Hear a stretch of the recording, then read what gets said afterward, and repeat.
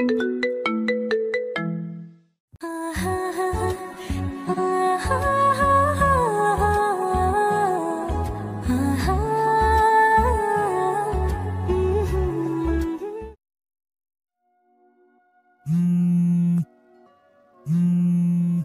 একটাও কাস্টমার পেলাম না। ভাগ্যের কি নির্মম পরিহাস। আজকে 2 দিন ধরে না খেয়ে আছি। জানি না আর কতদিন এইভাবে না খেয়ে থাকতে হবে। যদি আজকে একটা কাস্টমার পেতাম তাহলে খুব ভালো হতো। এই ক্ষুধা নিবারণ করতে পারতাম, কিছু টাকা পেতাম তার কাছ থেকে। হঠাৎ মেঘের গর্জন শুনে চোখ দুটো আকাশের দিকে অটোমেটিক চলে গেল। মেঘের গর্জন, বিদ্যুৎ চমকাচ্ছে আকাশে, ভারী বর্ষণ নামবে। এখন আমি এত রাত্রে কোথায় যাব? হঠাৎ করে দমকা হওয়া শুরু হয়ে গেল। আশ্রয় কিন্তু খুঁজতে হবে, তাই এদিক ওদিক তাকাতে লাগলাম। একটা দোকানের সামনে নিভু নিভু বাতি জ্বলছে। দৌড় দিয়ে সেখানে গিয়ে দাঁড়ালাম। গ্রাম থেকে আজকে শহরে আসলাম, এসে কোনো কাজ না পেয়ে রাস্তায় রাস্তায় ঘুরতেছি। হঠাৎ করে দমকা হওয়া শুরু হয়ে গেল, তাই দৌড়ে একটা দোকানের সামনে গিয়ে দাঁড়িয়ে পড়লাম। দোকানের সামনে গিয়ে দাঁড়িয়ে তো আমি অবাক। দোকানের সামনে গিয়ে দেখি একটা মেয়ে গুটিসুটি মেরে দোকানের এক সাইডে কাপটি মেরে বসে আছে। আমি তাকে কিছু জিজ্ঞেস করলাম না। হঠাৎ একটা অচেনা মেয়ের সাথে কথা বলা যাবে না। একটা ছেলে এসে আমার অপোজিট সাইডে দাঁড়িয়ে আছে। তার সাথে কি কথা বলবো?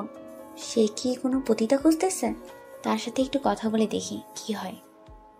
আচ্ছা, আপনি কি কোনো পতিতা মহিলা খুঁজছেন? মানে পতিতা মহিলা খুঁজবো কিসের জন্য? আমি আর পতিতা মহিলা দিয়ে কি হয়? যেভাবে কথা বলছিস মনে হয় কিছুই বুঝিস না। পতিতা মহিলাদের দিয়ে কি হয় জানিস না? আজব তো, আপনি এভাবে গায়ে পড়ে কথা বলতেছেন কিসের জন্য? আমি তো বললাম জানি না। তোকে তো দেখে মনে হচ্ছে তুই গ্রাম থেকে এসেছিস। আজকে প্রথম শহরে নাকি? জি, আজকে প্রথম। আমার সাথে যাবি? তোকে বুঝিয়ে দেব পতিতা মহিলাদের দিয়ে কি হয়। কিন্তু তার জন্য আমাকে কিছু টাকা দিতে হবে। আপনাকে আমি টাকা দেবো কিসের জন্য? আর আপনার সাথে আমি কোথাও যাচ্ছি না। চল, তোকে এমন মজা দেব সারা জীবন ভুলতে পারবি না। এসে দেখ একবার, আমার ছোঁয়া অনেক মজা পাবি। আপনি কি এসব নোংরা কথা বলতেছেন? বুঝতেছি না। আমি বলতেছি না আমি এরকম খারাপ ছেলে না। চলেন না, আমি কিছুদিন থেকে কিচ্ছু খেতে পারছি না। টাকার জন্য আজ আমি পতিতা। অসুস্থ ছিলাম তাই কাজ করতে পারিনি। আজকে একটু সুস্থ হয়েছি। আমাকে একটু টাকা দিলে ভালো হয়। আপনার যেমন করে খুশি আমাকে ব্যবহার করতে পারেন, সমস্যা নেই, আমি কোনো বাধা দেব না। দেখেন, আমি আপনাকে আপু ডাকতেছি, তাও প্লিজ এরকম নোংরা কথা বলবেন না আমাকে। আমি কোনো উপায় না পেয়ে ছেলেটার কাছে চলে আসলাম আর আমার বুকে থাকা কাপড় সরিয়ে দিলাম। কারণ একটা ছেলেকে দুর্বল করার জন্য মেয়েদের বুকের কাপড় সরিয়ে দেওয়াই যথেষ্ট। এক কথায় শরীরে যা কাপড় ছিল সব কিছু খুলে ফেললাম। আমার তো টাকা নিতেই হবে, যেভাবেই হোক। হঠাৎ করে মেয়েটা তার শরীর থেকে কাপড়গুলো ফেলে দিয়ে আমার দিকে এগিয়ে আসতে লাগলো। আমি লজ্জায় চোখ দুটো বদ্ধ করে নিলাম। উনি এসব কি করতেছে? প্লিজ আপনি আপনার কাপড়গুলো পরে নেন, আমার সাথে এরকম করবেন না। আমি আপনাকে কখনোই এইভাবে স্পর্শ করবো না। প্লিজ আপনি আপনার কাপড়গুলো পরে নেন। এত সাধু হতে হবে না, একবার স্পর্শ করে দেখ, ভুলতে পারবি না। দেখবি আমার নাম্বার নিয়ে যাবি সঙ্গে করে, আর আমাকে প্রতি রাতে ডাকতে আসবি। একবার স্পর্শ করে দেখ। আমি আপনাকে এমনি কিছু টাকা দিয়ে দিচ্ছি, আপনি সেই টাকাগুলো দিয়ে কিছু খেয়ে নেবেন। তারপর আপনি আপনার সাথে এরকম করবো না, আপনি কাপড়গুলো পরে নেন। সত্যি বলতেছেন আমাকে টাকা দিবেন? আমি আসলে কিছু খাই না কয়দিন ধরে, তাই আমার মাথা ঠিক নেই। আপনি অনেক ভালো মানুষ, অন্য কেউ হইলেও এতটুক ঝাঁপিয়ে পড়তো আমার শরীরের উপর। আপনি আমার কাছে কিছু টাকা নেন, কিন্তু আমাকে একটু সাহায্য করেন। আমি আজকে প্রথম এসেছি, আর এসেই তো দেখতে পারতেছেন আকাশের কি অবস্থা। এখন ঝড় নামবে হয়তো। আপনি শুধু বলেন কোথায় যাবেন, আমি ছড়া অলি গলি সব চিনি, আপনাকে সেখানেই নিয়ে পৌঁছে দেব। আমাকে শুধু থাকার মতো একটা জায়গা খুঁজে দিলেই হবে, আমি কাজ করে বাকিটা চালিয়ে নিতে পারবো। হঠাৎ করে গ্রাম ছেড়ে শহরে আসলেন কেন? শহরে কোনো মানুষ বসবাস করে না, সবাই স্বার্থপর। আমার কথা না হয় পরে শুনবেন, কিন্তু আমি আপনাকে কিছু প্রশ্ন জিজ্ঞেস করতে চাই, উত্তর দিবেন? আমার মতো পতিতা মহিলাকে আবার কিসের প্রশ্ন? আচ্ছা, করেন। আপনি তো দেখতে অনেক সুন্দর একটা মেয়ে, আপনি চাইলে অন্য কোনো কাজ করে খেতে পারতেন। এই লাইনে কিসের জন্য আপনি? তার নিজের ইচ্ছা বা শখের বসে এই লাইনে আসে না, আর পিছনে করুণ একটা কাহিনী থাকে। সেই কাহিনীটা বলা যাবে কি? বৃষ্টি তো হচ্ছে, মনে হচ্ছে না বৃষ্টি এখন শেষ হবে। সেটা তো আমিও দেখতে পারছি। বৃষ্টি আজ মনে হয় মেঘ মামার সাথে ঝগড়া করেছে, তাই তার কান্না জমিতে ছিটিয়ে দিচ্ছে। আপনাকে দেখতে সত্যি অসাধারণ মনে হচ্ছে, কোনো একটা রাজকন্যা। আপনার কাহিনীটা কি আমি শুনতে চাই। বলবো যদি কোনোদিন দেখা হয় আপনার সাথে, কিন্তু আজকে না, ইচ্ছা করছে না বলতে। দেখেছেন বৃষ্টি হচ্ছে, আমার না বৃষ্টিতে ভিজতে খুব ইচ্ছা করছে। আপনি কি আমার সাথে একটু বৃষ্টিতে ভিজবেন? আমার সাথে অন্য কোনো কাপড় নেই যে বৃষ্টিতে ভিজবো, কাপড় চেঞ্জ করে নেব। আমার সাথে যাবেন না? আমি আপনাকে কাপড় দেব, সমস্যা নাই। যদি আপনার সমস্যা না থাকে আমার সাথে যেতে। আমাকে থাকার জায়গা দিবেন, আমি আপনাকে ভাড়া দিয়ে দেবো, সমস্যা নেই। ভাড়া দেবেন? আচ্ছা, দেখা যাবে। আচ্ছা চলেন তাহলে, আমারও অনেক দিন থেকে বৃষ্টিতে ভেজা হয় না, আজকে না হয় একটু বৃষ্টিতে ভিজি। তারপর সে অচেনা লোকটা হাত ধরলাম। আমি একটা পতিতা মেয়ে, আজকে প্রথম এমন একটা মানুষের হাত ধরলাম যে আমার দেহকে ভোগ করতে চায় না। প্রথমবার এরকম একটা মানুষের সাথে পরিচয় হলো। কারণ যে আমাকে দেখে সে আমাকে অফার করে, তোর দাম কত? যে ছেলেকে আমি সব কিছু উলঙ্গ করে দেখাতে চেয়েছি সে ছেলে আমাকে মানা করেছে। অবাক লাগতেছে ছেলেটার ব্যবহার দেখে। অনেক দিন পর মুক্ত আকাশের নিচে এই সুন্দর বৃষ্টিতে গা ভেজাচ্ছি। যদিও এরকম অনেক বৃষ্টি হয়েছে, আমি অন্যকে মজা দিতে ব্যস্ত তখন অন্যের খাটে। আর আজকে অনেক দিন পর নিজের ইচ্ছা পূরণ করছি, এই রাতে বৃষ্টিতে ভিজছি। মেয়েটাকে দেখতে অনেক মায়াবী লাগতেছে, তার উপর বৃষ্টি ভিজা অবস্থায় দেখতে তো একদম পাগলের মতো নেশা ধরে যাচ্ছে মেয়েটার উপর। কিন্তু নিজেকে কন্ট্রোল করতে হবে, কারণ আমি এরকম বাজে ছেলে না যে পতিতার উপর নজর দেবো। যতই হোক তারা তো পতিতা, কিন্তু তাদের তো একটা আত্মসম্মানবোধ আছে, কারণ তারা তো নিজেদের ইচ্ছা মতো পতিতা হয়নি, সমাজে তাদেরকে বাধ্য করেছে পতিতা হতে। হয়তো তাদেরও কিছু স্বপ্ন ছিল, তারা তো ছোট থেকে জানতো না যে তাদের বড় হয়ে পতিতা হতে হবে। কার ভাগ্যে কী লেখা আছে সেটা শুধু উপরওয়ালাই জানে, আর আমরা শুধু চেষ্টা করি ভালো কিছু করার। যখন চেষ্টাটা করতে গিয়ে একদম শেষ প্রান্তে দাঁড়িয়ে যাই, তখন আর কোনো কিছু মাথায় থাকে না। কি ব্যাপার? সেই কতক্ষণ ধরে দেখছি আপনি আমাকে এক দৃষ্টিতে তাকিয়ে আছেন। ব্যাপার কি? লোভে পড়ে যাচ্ছেন না তো আমার শরীরের? কি বলতেছেন? সেরকম কিচ্ছু না, এমনিতেই আপনাকে দেখতেছি অনেক সুন্দর লাগতেছে। ভাবতেছি যদি আপনি পতিতা না হয়ে অন্যরকম একটা মেয়ে হতেন তাহলে হয়তো আজকে রাতটা অন্যরকম হতো। যদি পতিতা না হতাম তাহলে আজকে আমাকে... না, কিছু বলবো না এখন। আপনার যেটা ইচ্ছা ভাবতে পারেন, কিন্তু আপনার একটা সমস্যা, আপনি পতিতা। হ্যাঁ, সেটা আমি ভালো করেই জানি। আপনাকে বারবার সেটা বলতে হবে না, কারণ প্রতিটার ভাগ্যটাই হচ্ছে লাঞ্ছনা ভোগ করার জন্য। লাঞ্ছনা ছাড়া তাদের ভাগ্যে আর কিচ্ছু জোটে না। আমি সেটা বলতে চাচ্ছি না। এখন চলেন আমরা দোকানের সামনে গিয়ে দাঁড়াই, বা আপনার বাসায় চলে যাই। এইখানে তো থাকা যাবে না, বৃষ্টি অনেকক্ষণ ভিজলাম। আচ্ছা চলেন তাহলে আমার সাথে। আর যদি আপনার মান সম্মান বা আত্মসম্মানে বাধা হয়ে দাঁড়ায় আমার সাথে যাইতে, তাহলে আপনি এখানেই বসে থাকেন। আর কিছুক্ষণ পর সকাল হবে, যেখানে খুশি সেখানে চলে যাবেন। আমার কোনো সমস্যা নেই, যাইতে চলেন। তারপর মেয়েটার সাথে যেতে ধরলাম। মেয়েটা দেখলাম যে শহর থেকে একটু দূরে চলে যাচ্ছে, মানে একটু জঙ্গল টাইপ এলাকায় যাচ্ছে। বুঝলাম না মেয়েটা জঙ্গলে থাকে, তাহলে আমি ভয়ে ভয়ে মেয়েটার পিছনে যেতে ধরলাম। মেয়েটা আমার সামনে ধান্দাবাজি করতেছে না তো, যে শহর ছিলেন, আমি শহরের কিছু চিনি না, গ্রামের ছেলে, আমার সাথে ধান্দাবাজি শুরু করে দিল না তো? যা হওয়ার তাই হবে। এত দূর যখন এসেই পড়েছি, তার সাথে আর কিছু দূর যাই দেখি তার মতলবটা কি। তারপর দেখলাম সামনে একটা কুঁড়ে ঘর দেখা যাচ্ছে। তার মানে এই জঙ্গলের মাঝে একাই কুঁড়ে ঘরে থাকে। ভয়ে ভয়ে মেয়েটার পিছনে পিছনে শেষ পর্যন্ত কুঁড়ে ঘরের সামনে চলে আসলাম। এসে একটা মেয়ের কথা শোনা যাচ্ছে, ফোনে কথা বলতেছে মনে হয়। কার সাথে এত জোরে জোরে? এইখানে আমি থাকি, এটাই আমার রাজ্য। এখানে কারো কথা শুনতে হয় না আমাকে। আমার ইচ্ছে মতো আমি এখানে থাকি, আর আমার সাথে একটা ডাইনি থাকে। আপনার সাথে ডাইনি থাকে মানে? বুঝলাম না সঠিক। ভয় পাবেন না, মানুষই থাকে, কিন্তু আমি তাকে ডাইনি নামে সবসময় ডাকি, কারণ তার সাথে আমার সবসময় ঝগড়াঝাটি লেগে থাকে। ও আচ্ছা, চলেন তাহলে ভিতরে গিয়ে তার সাথে পরিচিত হওয়া যাক। তারপর আমি ছেলেটাকে নিয়ে আমরা সেই কুড়ি ঘরে প্রবেশ করলাম। ঘরে প্রবেশ করে দেখি ডাইনির গায়ে কিচ্ছু নেই। তাই আমি ছেলেটার চোখ তাড়াতাড়ি হাত দিয়ে ঢেকে ধরলাম, যাতে তাকে দেখতে না পায়। কিরে, তুই এটা কাকে নিয়ে এসেছিস? স্যার, আমাকে ডাকবি না? দেখতে পাচ্ছিস না আমার কি অবস্থা? সেটা তো দেখতেই পাচ্ছি। এখন তাড়াতাড়ি কিছু পরে নে। এসব কি পরে আছিস? কেন, তুই জানিস না আমি কি পরে থাকি? রাতে তুই একটা ছেলেকে নিয়ে এসেছিস কেন আমাদের এখানে? তোর সাথে এত কথা বলতে পারবো না। আগে শরীরে কিছু পরে নে, বুঝেছিস? তারপর পরে বাকি কথাগুলো বলা যাবে। তারপর মিমি একটা জামা পরে নিল, আর আমি লোকটাকে ছেড়ে দিলাম।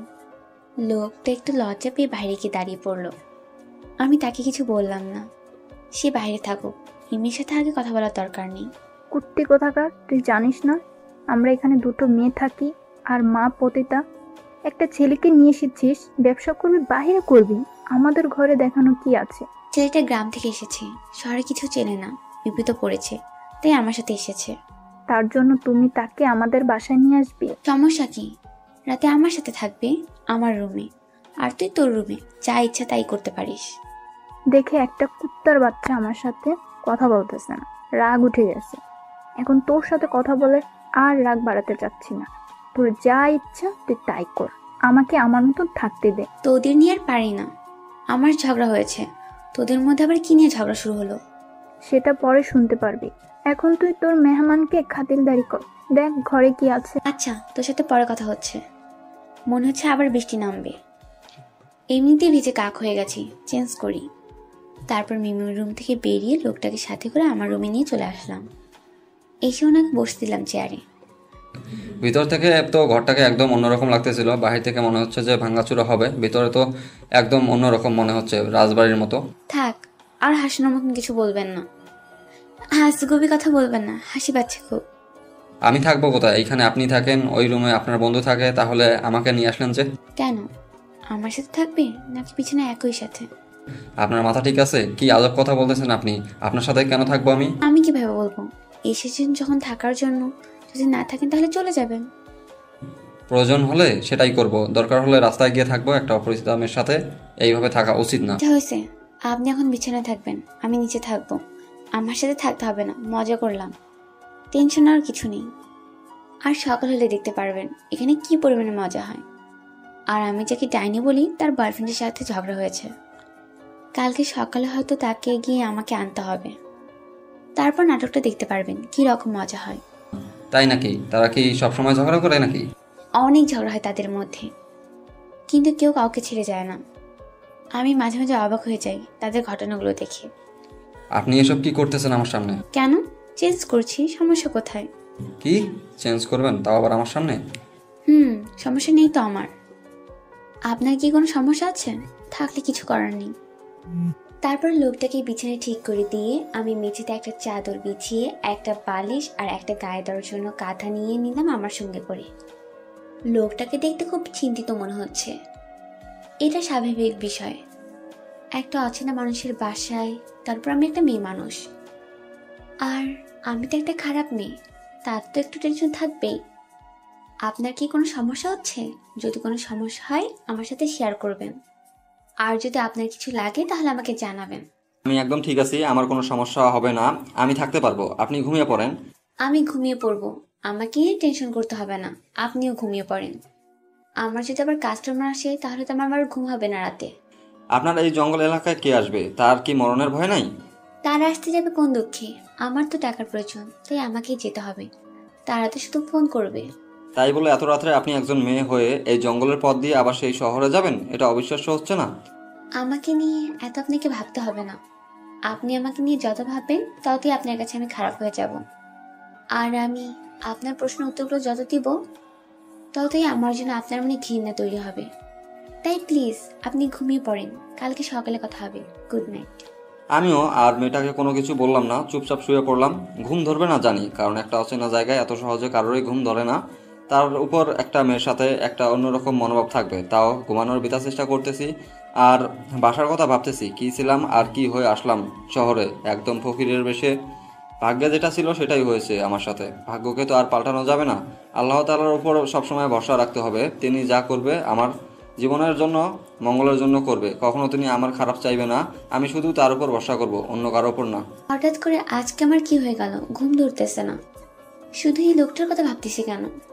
আজাইরা, আমার তো এসব চিন্তা ভাবনা করে লাভ নেই, আমার তো পেট বাঁচাতে হবে। কি করব ভেবে পাচ্ছি না। 5-6 দিন থেকে হাতে টাকা নেই, যা ছিল সবকিছু রোগের পিছনে খরচ করেছি।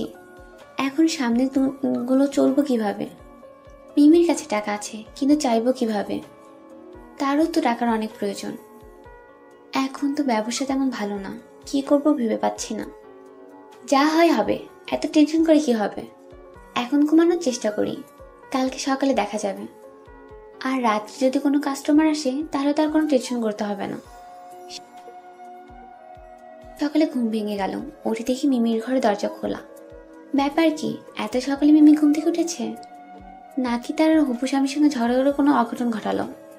এদেরকে নিয়ে আর পারি না, এত জ্বালা যন্ত্রণা সহ্য হয় না। মিমির রুমে গিয়ে দেখি সবকিছু ঠিকঠাক আছে, কিন্তু মিমিকে ঘরে দেখা যাচ্ছে না। তাই আশেপাশে দেখতে লাগলাম, এত সকালে কোথায় চলে গিয়েছে? ভালোভাবে বাড়ির চারপাশ দেখলাম, কিন্তু কোথাও দেখা যাচ্ছে না। ব্যাপার কি, এত সকালে কোথায় সে?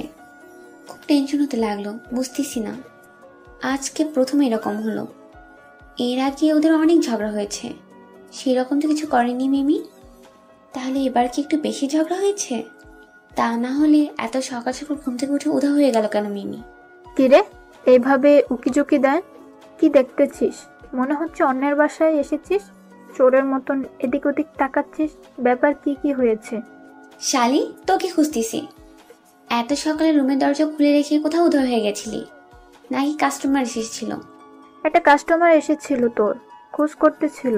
বললাম যে তুই বাইরে গিয়েছিস, কারণ তোর রুমে একটা মানুষ, তাই তোকে ডাকার সাহস পাইনি, তাই তিনি আমাকে নিয়ে গেলেন।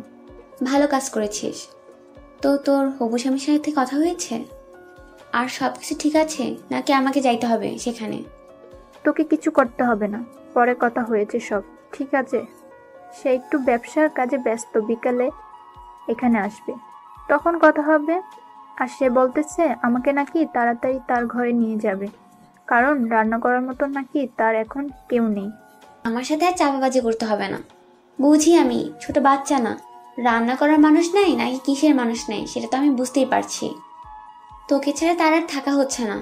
কষ্ট হচ্ছে খুব তোকে ছাড়া থাকতে, তাই নিয়ে যাচ্ছে তোকে। ভালো খবর। তাহলে সেই সুখে মিষ্টি নিয়ে আয় বাজার থেকে। মিষ্টি মুখ কর আমাদের। সবাই একসাথে হোক, তারপর সবাইকে একসাথে মিষ্টি মুখ করাবো। এখন ফ্রেশ হব, তুই গিয়ে তোর মানুষটার জন্য কিছু নিয়ে আয়। এই নে টাকা। আমি ভালো করে জানি তোর কাছে টাকা নাই, কিন্তু আমার কাছে তুই টাকা চাইবি না, সেটা আমি ভালো করে জানি। এই টাকাগুলো তোর, কারণ কাস্টমারটা তোর জন্য এসেছিল, টাকার প্রয়োজন হবে তোর, তার জন্য আমি গিয়েছি। আমার কাছে যে টাকা আছে তাতেই চলবে। কয়েকদিন তুই গিয়েছিস, তোর কাছে টাকাটা রেখে দে, আমার লাগবে না। আমি কোনো কথা শুনতে চাচ্ছি না। এই নে তোর টাকা, আর তোর যা ইচ্ছা কিন। এই নে তোর কাস্টমার, খাতিরদারি কর। আমি গেলাম। কথাটা বলে মিমি তার টাকাগুলো আমার হাতে ধরে দিয়ে দৌড়ে সেখান থেকে চলে গেল। পাগলি মেয়ে, আমার আবদারগুলো অনেক পূরণ করে দিয়েছে, আমিও করেছি, কিন্তু তার তুলনায় অনেক নগণ্য। জঙ্গল থেকে বেরিয়ে একটা দোকান পাওয়া যায়, সেই দোকান থেকে লোকটার জন্য কিছু নাস্তা নিয়ে আসলাম, কারণ লোকটা হয়তো কালকে রাত থেকে কিছু খায়নি, কারণ কালকে রাত্রে তাকে আমি কিছু খাইতে দেইনি। আমার ঘরে কিছু ছিল না, লজ্জায় বলতে পারিনি। আমি দোকান থেকে ফিরে এসে দেখি লোকটা ঘরের মধ্যে বসে আছে। লজ্জায় হয়তো বাইরে যেতে পারিনি। কালকের যে ঘটনা ঘটেছিল মিমির সামনে, তাই হয়তো লজ্জায় ঘর থেকে বের হয়নি। আপনি এভাবে ঘরে একা একা বসে আছেন কেন? বাইরে বেরিয়ে একটু হাঁটাহাঁটি করে ফ্রেশ লাগতো আপনাকে। সমস্যা নেই, আমি এইভাবে ঠিক আছি। আপনাদের কাজের শেষ হলে এখন নাকি অন্য কোথাও যাবেন? আজকে কোথাও যাচ্ছি না, কারণ একটু পর মিমির হবু স্বামী আসবে। মিমিকে বলেছে তাকে নাকি তার ঘরে নিয়ে যাবে খুব তাড়াতাড়ি, তাই আজকে কোথাও যাব না। এটা তো অনেক বড় খুশির সংবাদ আপনাদের জন্য। আপনাদের জীবনে অন্যরকম, তাই না? স্বাভাবিক মানুষের থেকে তো অন্যরকম। ভাগ্যকে অনেক পরিবর্তন করার চেষ্টা করেছি, ভেবেছিলাম এই পথে আর কখনো আসবো না, কিন্তু ভাগ্য এই পথেই নিয়ে এসেছে। চাইলে তো ভালো হয়ে যেতে পারেন, তাহলে এই পথে কিসের জন্য? ফিরে আসেন। সমাজের মানুষ তো আর আমাদের ভালো চোখে দেখবে না। আমরা সমাজের ভিতরে গেলে আমাদের বেশ্যা পতিতা আর কত কি বলে আখ্যায়িত করে। এসব নিয়ে মন খারাপ করবেন না। আপনি ভালো হওয়ার চেষ্টা করেন, দেখবেন সমাজের লোক আপনাকে একদিন না একদিন সবাই ভালো হিসেবে গণ্য করবে। এসব নিয়ে আর কোনো কথা হচ্ছে না। সামনে বেরিয়ে ডান সাইডে দেখেন টিউবওয়েল আছে, সেখানেই ফ্রেশ হয়ে নেন। আমি নাস্তা রেডি করে নিয়ে আসছি। আপনার সাথে কিছু কথা ছিল। আমি কিভাবে এখানে থাকবো না থাকবো, আপনাদের হিসাব কিভাবে আমাকে মেটাতে হবে, সেগুলো তো আমাকে জানতে হবে। মাসের শেষে তো আপনাদের টাকা পরিশোধ করতে হবে আমাকে। আপনার ইচ্ছা, আপনার যদি ইচ্ছা হয় টাকা দেবেন, না হলে এমনিতেই থাকবেন। টাকার দরকার নেই আমাদের, আপনি থাকবেন তাতেই আমাদের চলবে, কোনো সমস্যা হবে না। আপনার যদি সমস্যা হয় আপনি ছেড়ে চলে যাবেন। সেরকম কিছু না, আমি চলে যাওয়ার জন্য এখানে আসিনি। আর কথা হচ্ছে, আপনার টাকা কেন নেবেন না আপনি? আমি তো এখানে ভাড়া থাকবো, তাই না? আচ্ছা, সেটা নিয়ে পরে কথা বলা যাবে, এখন এসব নিয়ে কথা বলতে চাচ্ছি না। আপনি বাইরে গিয়ে ফ্রেশ হয়ে নেন, আমি নাস্তা রেডি করে নিয়ে আসছি। তারপর লোকটা চলে গেল বাইরে, আর আমি তার জন্য যে নাস্তাগুলো নিয়ে এসেছিলাম সেগুলো সব রেডি করতে লাগলাম। রেডি করা শেষ করে বিছানার উপর রেখে দিলাম। আমরা তো আর অন্য রকম মানুষের মতন সাধারণ জীবনযাপন করি না, যে ঘরের মধ্যে টেবিল চেয়ার রাখবো। এমনিতেই সিম্পলভাবে বিছানার উপর সব কিছু রেখে দিলাম। দেখলাম যে উনি রুমে চলে আসলেন। ওনাকে দিলাম, উনি কিছু খেলেন, কিছু খেলেন না, বাকিগুলো রেখে দিলাম। আপনি কিছু খাইলেন না, এখন আপনি কিছু খেয়ে নেন, বা আপনার যে বোন আছে বা আপনার যে বন্ধু আছে তাকে সঙ্গে করে কিছু খেয়ে নেন। আমি একটু বাইরে হাঁটাহাঁটি করে দেখি জায়গাটা। আমি চকলেটে খেয়ে নিয়েছি, আর আমার বোন সেও খেয়ে নিয়েছে। একটা কথা বলবো, যদি রাগ না করেন? রাগ করার কি আছে? আপনার মনে বা মুখে যা আসে সব কিছু বলে দিবেন, সমস্যা নেই। রাগ করবো কিসের জন্য আমি? আসলে আপনি তো এই জায়গায় কিছু চেনেন না। আপনার সাথে যদি আমি যেতাম, আপনার কি কোনো সমস্যা হবে? কারণ আমি তো পতিতা, আপনার সমস্যা হতে পারে। আরে কি সব বাজে কথা বলতেছেন বারবার? পতিতা পতিতা নিজেকে দাবি করবেন না তো। চলেন তাহলে, আমারও একাকিত্ব লাগবে না, আপনার সাথে কিছু কথা বলা যাবে, আপনাদের সম্পর্কে কিছু জানা যাবে আমার। চলেন তাহলে। তারপর লোকটার সাথে হাঁটতে ধরলাম। হাঁটতেছি, লোকটার সাথে খুব ভালো লাগতেছে। যদি আজকে একটা পতিতা না হয় একটা সাধারণ মেয়ে হতাম, তাহলে হয়তো আজকে অন্যরকম একটা মুহূর্ত কাজ করতো আমার মনে। কিন্তু এখন নিজের মনে শুধু একটাই গুণগান, তুই পতিতা, তোর মনে এরকম স্বপ্ন মানায় না। সবাই তো শুধু আমাদের উপরে ব্যবহারটাই জানে, আমাদের মনের কথাগুলো তো জানে না। আমরা কেন পতিতা হলাম? আসলে আমরা কি নিজ ইচ্ছায় পতিতা হলাম, নাকি আমাদের সমাজ বাধ্য করেছে পতিতা হওয়ার জন্য? সেটা তো কেউ জানে না। কি ব্যাপার, আপনাকে দেখে মনে হচ্ছে কোনো একটা বিষয় নিয়ে খুব চিন্তা করতেছেন। আমাকে কিছু বলা যাবে? আমি আবার কি নিয়ে চিন্তা করব? আচ্ছা, আপনি গ্রাম ছেড়ে শহরে চলে আসলেন কেন? কাজের সন্ধানে নাকি? কাজের সন্ধানে এসেছি। গ্রামে তো আর নিজের পেটের আহার অর্জন করতে পারি না, তাই শহরে আসলাম, দেখি কোনো কাজ করতে পারি কিনা। একটা কথা বলে রাখি, শহরের মানুষ স্বার্থ ছাড়া কোনো কিছু দেখে না, তাই একটু দেখে শুনে কাজের সন্ধান করবেন। সবাই যে খারাপ এরকমও কিছু না, ভালো মানুষও আছে, কিন্তু ভালো মানুষের সংখ্যা অনেক কম। এখন আপনার বিষয়ে আমার কিছু প্রশ্ন আছে, যদি আপনি দয়া করে উত্তরগুলো দেন তাহলে ভালো হয়। আচ্ছা বলেন, আপনার কি কি প্রশ্ন আছে? আমি যথেষ্ট চেষ্টা করব আপনার সব প্রশ্নের উত্তর দেওয়ার, কিন্তু এমন কিছু প্রশ্ন করবেন না যেগুলো উত্তর দিতে পারবো না। তারপর আমি লোকটার পাশাপাশি হাঁটতে হাঁটতে একদম নির্জন জঙ্গলে চলে এসেছি। আর হাঁটতে ইচ্ছা করছে না, তাই আমি একটা গাছের নিচে বসে পড়লাম। এই নির্জন জঙ্গলে এত এসেছি তাই আর ভয় লাগে না। ভয় যেটা ছিল সেটা প্রথম 2-1 বার আসার পর এখন আর সেই ভয়টা কাজ করে না। বসে পড়লেন যে, ক্লান্ত লাগছে নাকি আপনার? অনেক হেঁটেছি আপনার সাথে, আর হাঁটতে ইচ্ছা করছে না, পা ব্যথা করতেছে এখন। আপনি আশেপাশে হাঁটাহাঁটি করে দেখতে পারেন, আমি এখানে বসে আছি। মাথা ঠিক আছে আপনার? আপনি আমার সাথে আছেন বিধায় আমি এত গভীর জঙ্গলে এসেছি, তাও আপনার সাহসে। আমি তো কখনো এরকম গভীর জঙ্গলের ভিতরে আসতাম না আপনি না থাকলে। বলেন কি, একটা পুরুষ মানুষ এতটা ভীত হয় কিভাবে? সেটা আমি জানি না, কিন্তু আমি কখনো এরকম গভীর জঙ্গলে প্রবেশ করিনি, তাই আমার ভয় করতেছে কখন কোন দিক থেকে হিংস্র প্রাণী এসে আঘাত করে আমার উপর। ভয় পাবেন না, এখানে কোনো হিংস্র প্রাণী থাকে না। জঙ্গলের সব জায়গা ভালো করে জানা আছে আমার, তাই এত ভয় পাওয়ার কিছু নেই। এখানে বসে একটু রেস্ট করে বাসার দিকে চলে যাব। তারপর লোকটা আমার কথা মতো আমার অপর সাইডে বসে পড়লেন, আর আমি লোকটার দিকে তাকিয়ে রইলাম। তারপর লোকটা আমার কথা মতন আমার অপোজিট সাইডে বসে পড়লেন, আর আমি আর লোকটার দিকে তাকিয়ে রইলাম না।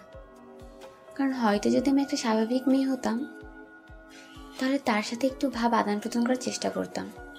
কারণ লোকটা দেখতে বেশ সুদর্শন, যে কোনো মেয়ে একবার দেখলেই তার প্রতি একটু হলেও মায়া জন্মাবে। কি ব্যাপার, আপনি আমার দিকে এভাবে তাকিয়ে আছেন কিসের জন্য? আমি কি কোনো ভুল করেছি? আমি কি একবার বলেছি আপনি ভুল করেছেন? আপনি এরকম হাবাগোবা হয়ে থাকেন কেন? আমি তো ঠিক আছি। আপনার কাছে যদি আমাকে আবাগোবা লাগে তাহলে তো আমার কিছু করার নেই, আমি এরকমই।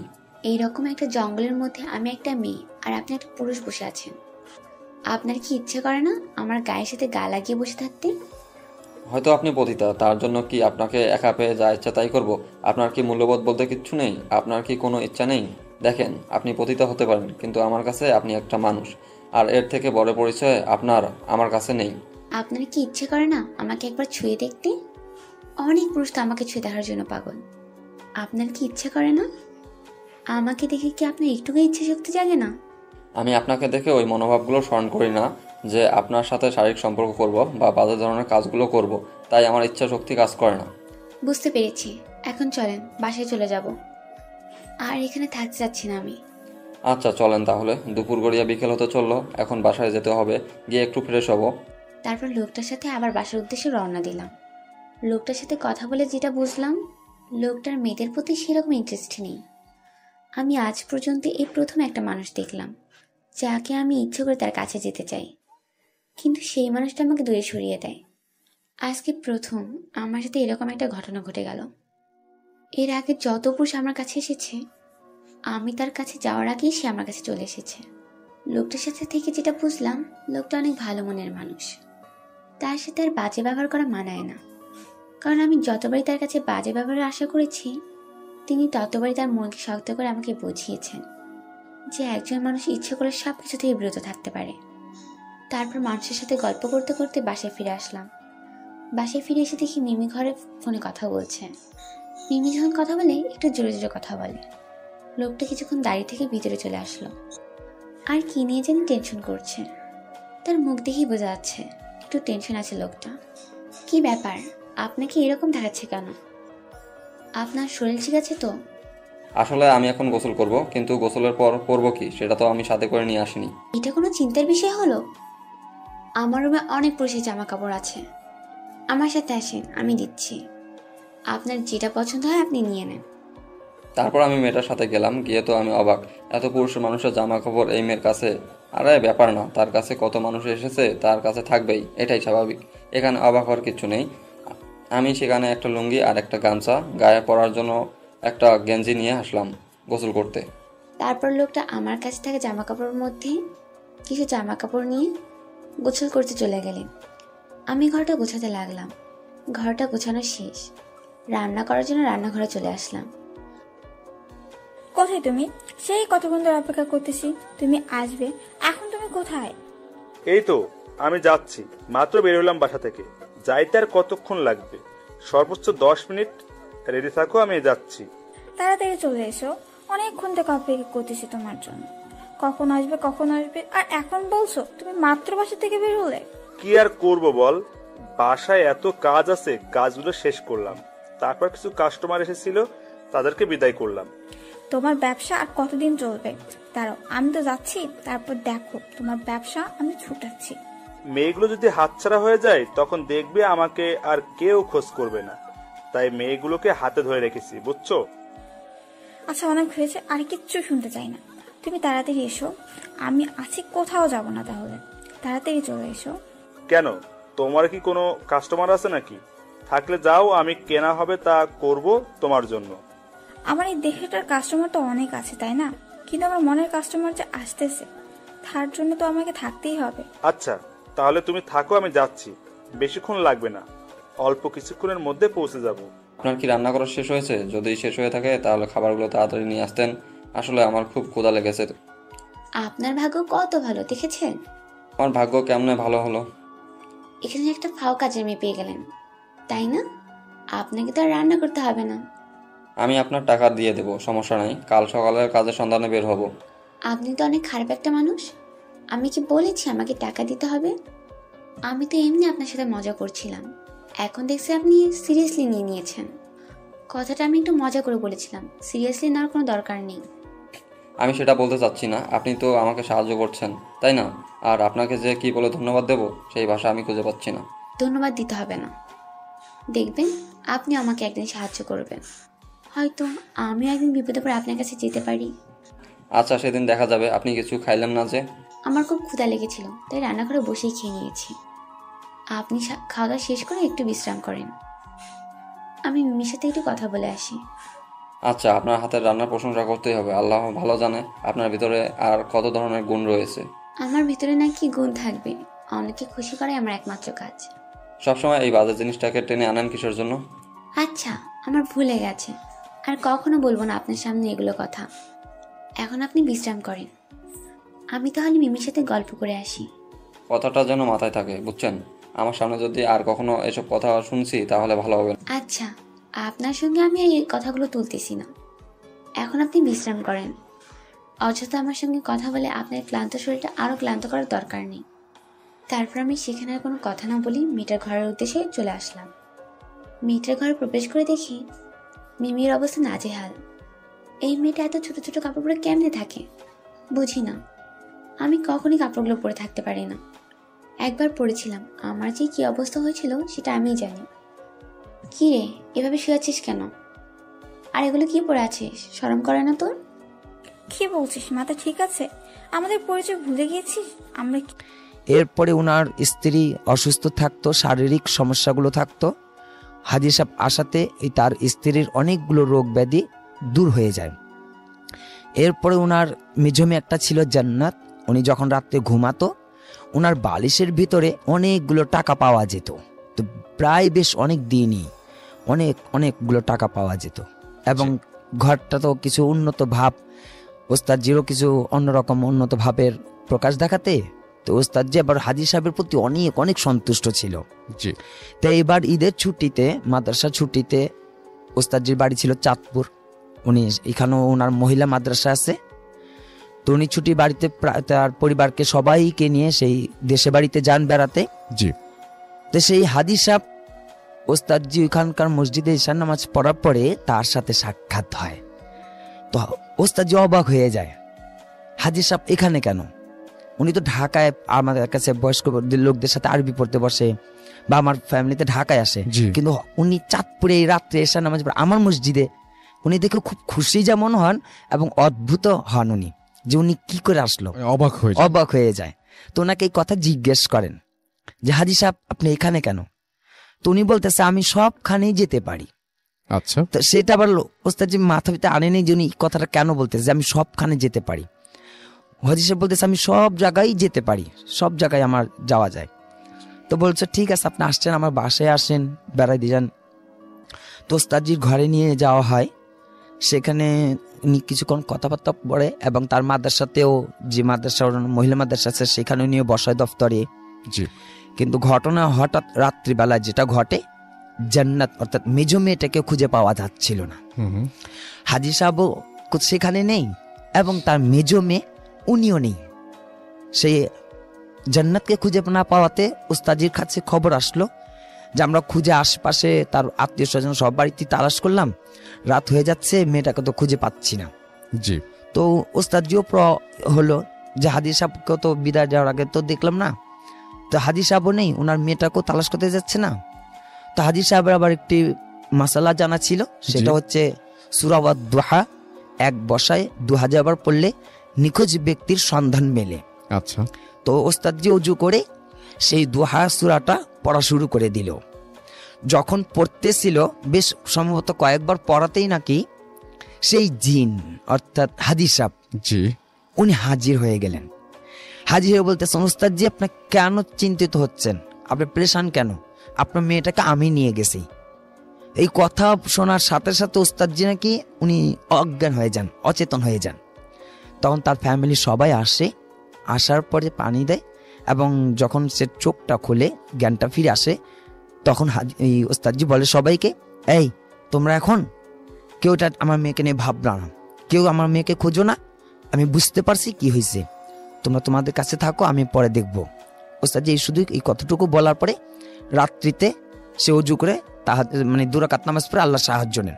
সেখানেও সেই হাজী সাহেব হাজী এসে বলতেছে যে ওস্তাদজি আপনি কেন চিন্তা করতেছেন, আমি আপনার মেয়েকে আমি সাথে করে নিয়ে গেছি, আমি জিন এবং আমি আপনার কাছে লেখাপড়া, আমি কোরআন শিখতাম, আমি আপনার কাছে আসছি, ওকে আমার খুব পছন্দ, আমি আপনার শহরে যেগুলো হতো সব আমি করে দিতাম। তো বলতেছে আপনি এখন ঢাকায় ফিরে যান, ওই ঢাকা ফিরে গেলে আমি সেইখানে আপনার মেয়েকে ফিরিয়ে দেব। তো ওস্তাদজি বলতেছে এটা কেমন, তুমি অনেক বয়স্ক। তখন জিজ্ঞেস করলো তুমি কার সাথে কিভাবে থাকলা, কি কোথায় আসো? তখন সেই উনি বলতেছে যে আমার নাম রফিকুল্লাহ। সেই জিনটা বলতেছে যে আমার নাম, হ্যাঁ হ্যাঁ, বলতেছে যে রফিকুল্লাহ এবং আমার মাও আমার সাথে থাকে এবং 900 বছর বয়স, উনি অনেক বড় আলেম, অনেক ভাষা জানে। এরপরে উনি বলতেছে আপনি যদি ঢাকা ফিরে যান সেখানে আপনার মেয়েটাকে ফিরিয়ে দেব। তো ওস্তাদজি দিনের বেলাতে কাউকে ওনার পরিবারকে বলেন তোমরা আইসো, আমি এখন ঢাকায় চলে যাই। উনি ঢাকায় আসেন, আসার পর ওনার মাদ্রাসাতে খুলে যখন আসেন তখন রাত্রিবেলা তার মেয়েকে ছাদের উপরে দিয়ে যাওয়া হয়। তো কিন্তু তার ওস্তাদজির কাছে একটা অনুরোধ সেটা থাকে যে এই মেয়েটাকে বিবাহ দেওয়া যাবে না, আচ্ছা, যে আপনি মেয়েটাকে বিবাহ দিতে পারবেন না কোথাও, এবং আমাকে এর কাছ থেকে আলাদাও করতে পারবেন না। আমি ওর সাথে সব সময় থাকবো, একে ছাড়বো না কোনো দিনও। তো ওস্তাদজি আমাকে ডাকাইছিল, যে ওস্তাদজি ডাকাইছে, আমি ওনার কাছে কিতাবও পড়ছি, উনি আমার শিক্ষক। সেই ওস্তাদজি আমাকে নিয়ে বসাইলে বলল যে দেখ বাবা, এরকম এরকম সমস্যা পড়ে গেছি, তুমি একটু কথা বলো এবং দেখো কি করা যায়। তো আমরা তার সাথে কথা বলি। তো উনি একটি কথাই আর কি আমাদের কাছে অনুরোধ রাখে যে আমি জান্নাতকে কোনোদিন হারাবো না, আমি জান্নাতকে কোনোদিন ছাড়বো না, আমি জান্নাতের সাথেই থাকবো এবং ওকে বিবাহ দেওয়া যাবে না। আমি ওর কোনো ক্ষতি করব না, ও যেভাবে আছে সেভাবে ঠিক থাকবে, কিন্তু ওকে কোনোদিন বিবাহ দেওয়া যাবে না। তা আমি পরবর্তীতে বলছি ঠিক আছে, এখন আপনি চলতে থাকেন, যেহেতু আপনি একটি বয়স্ক জিন, খুব বৃদ্ধ, আর ও তো এখনো অল্প বয়সের একটা মেয়ে। বলছে কোনো সমস্যা নেই, আমি ওর কোনো ক্ষতি করতে যাব না। এই ঘটনাটা এটাই ছিল আমার। Thank you so much, thank you আপনার ঘটনার জন্য। আপনাকে অনেক ধন্যবাদ। আমরা চলে যাব একটু রেডিও ফুর্তির পেজটাতে, এবং সেইখানে আমরা দেখতে পাচ্ছি যে অনেকেই আমাদেরকে লিখছেন। আমি একটু আগে যে আমাদের ভূত এফএমের পেজটা রয়েছে সেখান থেকে পড়ছিলাম, এবং এই মুহূর্তে দেখতে পাচ্ছি আমাদের এইখানে অনেকে আছেন। রেজওয়ান রৌয়া আমাদের সঙ্গে আছেন, রাজশাহী থেকে শুনছেন তিনি। আমাদের সঙ্গে আরও অনেকেই এই পেজটাতে কিন্তু আছেন, যেমন আরাফ বিন মাসুদ, তিনি আছেন আমাদের সঙ্গে। সাজ্জাদ কবির জিম আছেন, তানভীর, এবং তিনি বলেছেন আপনি কি ভূত দেখেছেন? আমরা তো জানি ভূত বলে কিছু নেই, ভূত বলে কিছু নেই, সেই প্রশ্নের উত্তর আমি দিব না। তবে ভয় বলে কিছু আছে, এটা তো বিশ্বাস করেন, মানে নাকি ভয়ও আপনার লাগে না? তাহলে অবশ্য কিছু বলার নেই। আমি ভূত আছে কি নেই সেই সেই তর্কে যাব না। জিনের ব্যাপারটা তো আপনারা সবাই জানেনই, কিন্তু ভয় যে আছে এটাকে আপনি অস্বীকার করতে পারবেন না।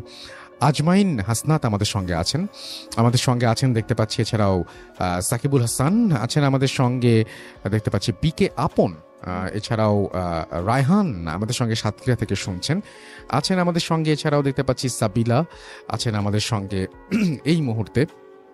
এমডি আব্দুল্লাহ আল মামুন আছেন, অভিজিৎ দে ওকে আছেন আমাদের সঙ্গে দেখতে পাচ্ছি। এমডি ইমাম হোসেন, এছাড়াও স্বপ্নীল রাজু আছেন আমাদের সঙ্গে। অনির্বাণ সাহা আছেন, চয়ন আহমেদ আছেন আরিয়ান রোমেজ, শিহাম SRK আছেন, শরীফুল ইসলাম মামুন, শুভ এমডি হাসান আছেন, আফরিদা জামান আমাদের সঙ্গে আছেন এমডি অভি, এছাড়াও এমডি জাহিদ আমাদের সঙ্গে আছেন, সৈকত আমাদের সঙ্গে আছেন ইফতি মহসিন, এছাড়াও মার্জিয়া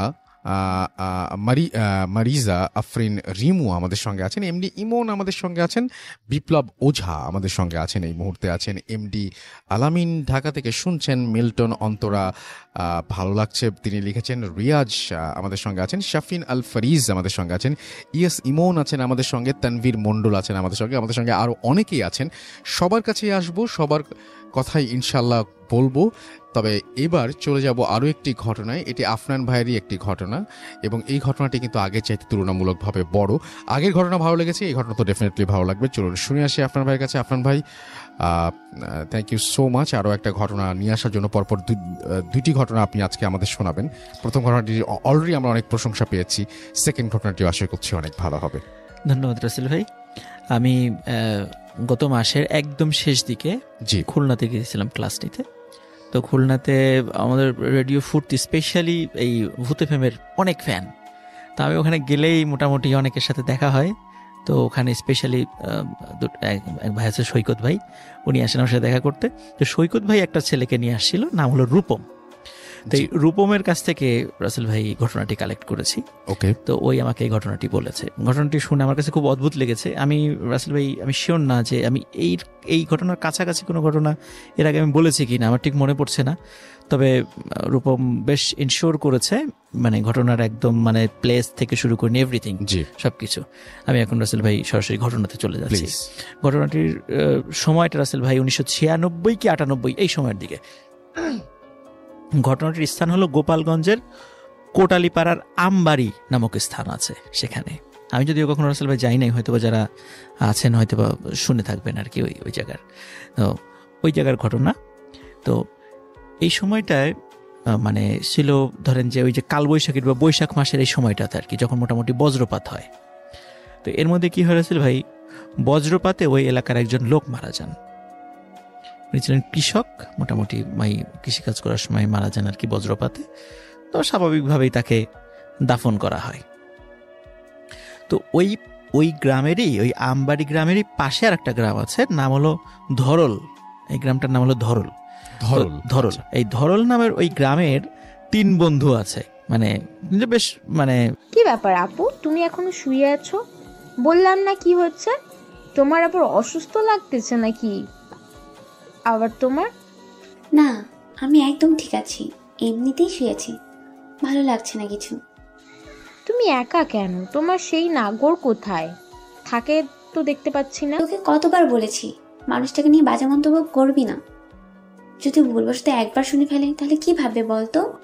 আচ্ছা আর বলবো না, এখন আসো, শাহিন এসেছে, তার সাথে দেখা করে আসো। আচ্ছা তুই যা, আমি যাচ্ছি, দেখি লোকটা কোথায়, তাকে সঙ্গে করে নিয়ে যাব। তোরা গিয়ে বসে থাক, আমি যাচ্ছি। আচ্ছা তাড়াতাড়ি এসো, লেট করিও না, আবার সন্ধ্যা হয়ে যাবে। মাত্র তো লোকটা আসলো, তাকে একটু রেস্ট করতে দে, এখনই শুরু করতে হবে এমন তো কোনো কথা নেই। তোরা একটু রেস্ট কর দুজনে, আমরা একটু পর যাচ্ছি। আরে তুমিও না সব সময় শুধু উল্টোপাল্টা কথা বলো। আমি তোমাকে কি বলতে চাচ্ছি, তুমি কি বোঝো না আমার কথা? আচ্ছা অনেক হয়েছে, অনেক ঝগড়া করলাম, আজকে তোর সাথে আর ঝগড়া করতে ইচ্ছা করতেছে না, পরে আবার মাথা ব্যথা করবে। তুই তোর রুমে যা, আমি যাচ্ছি।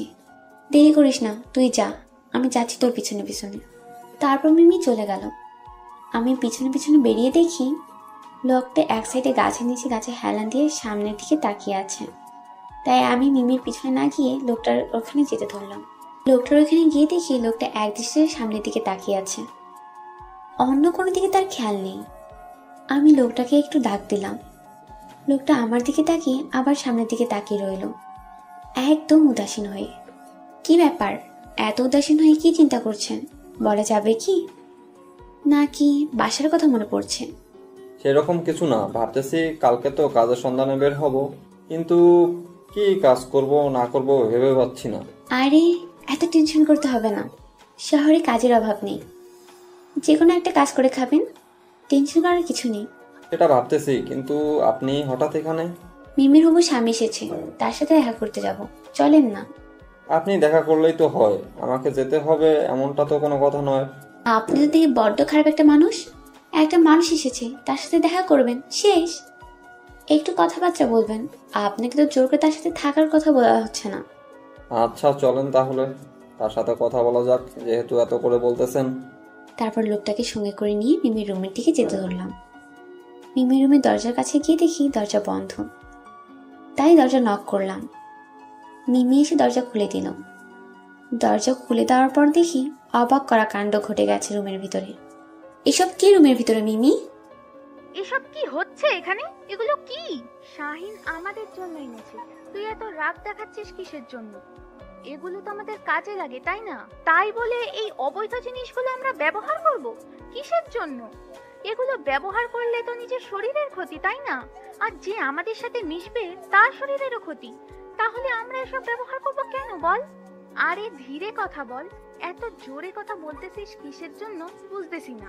দেখ মিমি, আমি কোনো কথা বলতে চাচ্ছি না এই বিষয়টা নিয়ে, তুই এগুলো এখন বাইরে নিয়ে গিয়ে ফেলে দিবি, না হলে কিন্তু আমি এখানে আর এক মুহূর্ত থাকবো না।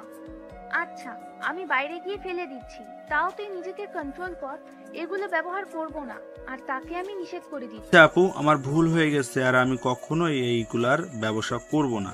আজকের পর থেকে তাও আপনি নিজেকে কন্ট্রোল করুন। তুমি জানা সত্ত্বেও কিভাবে এই জিনিসগুলো আমাদের এখানে নিয়ে আসো শুনি? আমার ভুল হয়ে গিয়েছে আপু, আর আমি এসব কখনো ব্যবহার করব না, আর কাউকে করতেও দেব না। আমাকে মাফ করে দেন এইবারের মতো। আচ্ছা সেটা না হয় বুঝলাম, কিন্তু তুমি আজকে এসেছো কত দিন পর, তোমার জন্য আমরা কত কিছু আয়োজন করলাম, আর তুমি এসে এইসব কাহিনী শুরু করে দিয়েছো। আমার ভাবতেই খারাপ লাগতেছে বিষয়টা। আপু বললাম তো ভুল হয়ে গিয়েছে, আর এরকম হবে না, মাফ করে দেন আমাকে, আর কখনোই আমি এসব জিনিসে হাত দিব না। আচ্ছা ভালো কথা, তাহলে তুমি এখন রেস্ট করো, আমরা একটু বাইরে বসে গল্প করতেছি, রেস্ট করা শেষ হলে সবাই একসাথে রাতের খাবার খাবো। এদের কোনো কথাই বুঝতেছি না, আমি চুপচাপ দাঁড়িয়ে আছি। আমি শুধু তাদের পার্সোনাল বিষয়টা নিয়ে কথা বলতেছে, আমি তো এই বিষয়ে কিছু জানি না। গ্রামের ক্ষেত মার্কা ছেলে একটা, আর এই বিষয়ে জেনে কি করব আমি? তাই আমি কোনো কথা বললাম না। চুপচাপ দাঁড়িয়ে রইলাম। ছেলেটাকে দেখতে বেশি ভালো লাগতেছে না আমার। তাদের কাছে ভালো লাগবে, কারণ তারা তো সবাই এক লাইনের, তাই তাদের কাছে তারা ভালো, কিন্তু আমার কাছে মোটেও ভালো লাগতেছে না ছেলেটাকে। কি করব? আমি দুঃখিত আপনার সামনে এরকম ব্যবহার করার কারণে। এখন চলেন আমরা বাইরে একটু বসি, রেস্ট করে তারা ঠিকঠাক হলে আমরা এসে তাদের সাথে পরিচয় হব। আচ্ছা চলেন আমরা বাইরে যাই। আর ভাইয়া এত টেনশন করবেন না, পরে দেখবেন সব ঠিক হয়ে যাবে। কিন্তু আপনাদের কাজে কোনো ভুল ত্রুটি থাকলে তাহলে সবকিছু সমাধান করে নিয়ে কাজগুলো চালিয়ে যাবেন। আপনাকে এত জ্ঞান দিতে কেউ বলেনি এখানে, আমার সাথে চলতে বলেছি আপনি। আমার সাথে চলেন, এখানে আর এক মুহূর্ত থাকতে চাচ্ছি না আমি। আমি আর কোনো কথা বলার সাহস পেলাম না। দেখলাম নীলা রুম থেকে বেরিয়ে যাচ্ছে, তাই আমিও তার পিছনে পিছনে রুম থেকে বেরিয়ে আসলাম। এদের এখানে পরিবেশটা সন্ধ্যার সময় অনেকটা সুন্দর দেখা যায়। নীলা একটা গাছের নিচে গিয়ে বসে পড়লো, আর আমি গাছের সাইডে গিয়ে দাঁড়িয়ে পড়লাম। দেখলাম নীলা গম্ভীর হয়ে আছে। ব্যাপারটা বুঝলাম না, কি এমন ঘটলো তাদের জন্য নীলা এতটা ক্ষেপে আছে। বিষয়টা একটু ঘেটে দেখতে হবে আমাকে। আচ্ছা, কি এমন ঘটলো আপনাদের মাঝে, আর আপনি কি একটা জিনিস দেখলেন তার জন্য এতটা ক্ষেপে যাচ্ছেন? ব্যাপারটা কি আমাকে বলা যাবে?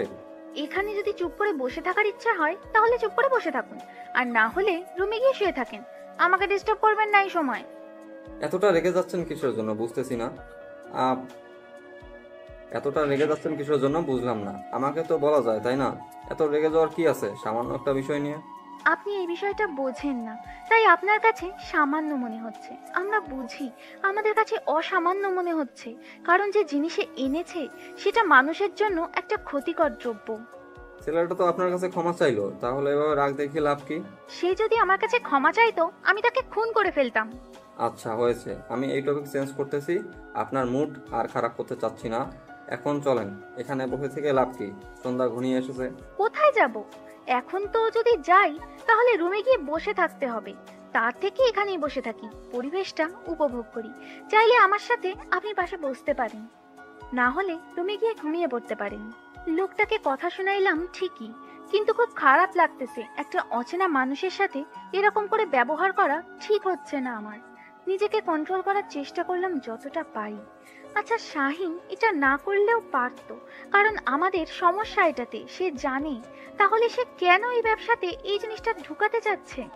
আমরা তো এমনিতেই ভালো আছি, ওই জিনিসটা ঢুকলে হয়তো আমরা কিছুক্ষণের জন্য কাস্টমারদের খুব তাড়াতাড়ি সুখটা দিতে পারবো, কিন্তু পরে দেখা যাবে আমাদের সমস্যা হচ্ছে, কাস্টমারদেরও সমস্যা হচ্ছে।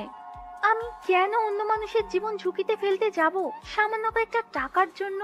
তার থেকে ভালো আমার কষ্ট হয় হোক, কিন্তু অন্য মানুষ এত ক্ষতি আমি করতে যাব না। আমি একজন পতিতা, সমাজের লোকজনের কাছে কলঙ্ক। কিছু মানুষ এমনও আছে, তারা প্রতি রাতে তাদের কাছে না আসলে থাকতে পারে না, কিন্তু দেখা যায় দিনের বেলা সেই মানুষগুলোকে প্রতি তারা গালিগালাজ করতেছে।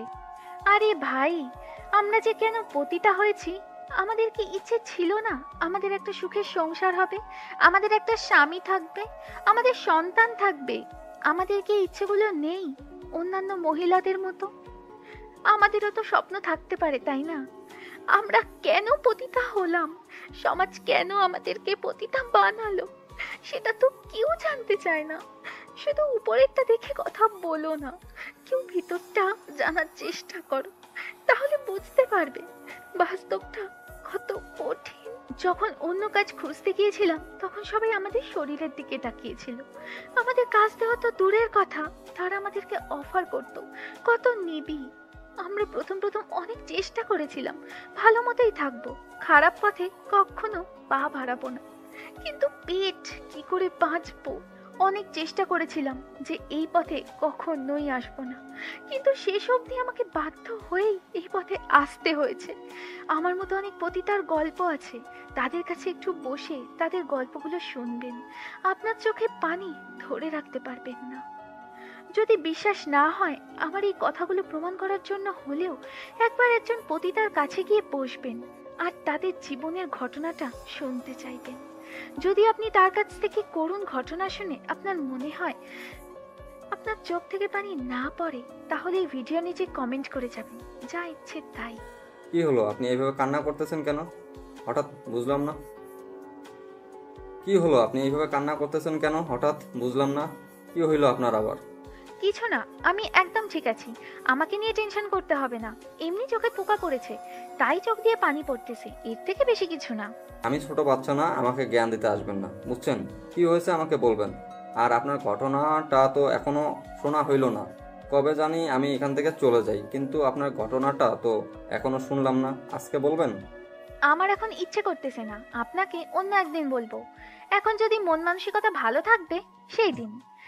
আর আপনি এখন কোথায় চলে যাচ্ছেন? আমাদের এখানে থাকবেন না নাকি? আমাদের কাছে থাকতে আপনার ভালো লাগে না, যার জন্য ছেড়ে যাওয়ার কথা বলতেছেন? এমনি মজা করে বললাম, আপনি আবার সিরিয়াসলি নিয়ে নিতেছেন ব্যাপারটা। বুঝলাম না, মজা করলাম আপনার সাথে একটু। আচ্ছা, সেটা না হয় বুঝলাম। তাহলে এখন এখানে থেকে আমরা কি করব বলেন? তাদের সাথে কি একটু কথা বলা যাক? এত তাড়াতাড়ি আপনার সবকিছু ঠিক হয়ে গেল? আমার তো এখন যেতে ইচ্ছা করতেছে না। আপনার সাথে এখানে বসে থাকি, আর কিছুক্ষণ গল্প করি। আমাদের জীবনটা এরকম না যে বসে গল্প করব। আমার জীবনটা অন্য। আচ্ছা, আপনি তো এখন ভালো হয়ে যেতে পারেন এখন, তাই না? এই রাস্তা ছেড়ে দিয়ে ভালো হয়ে যান।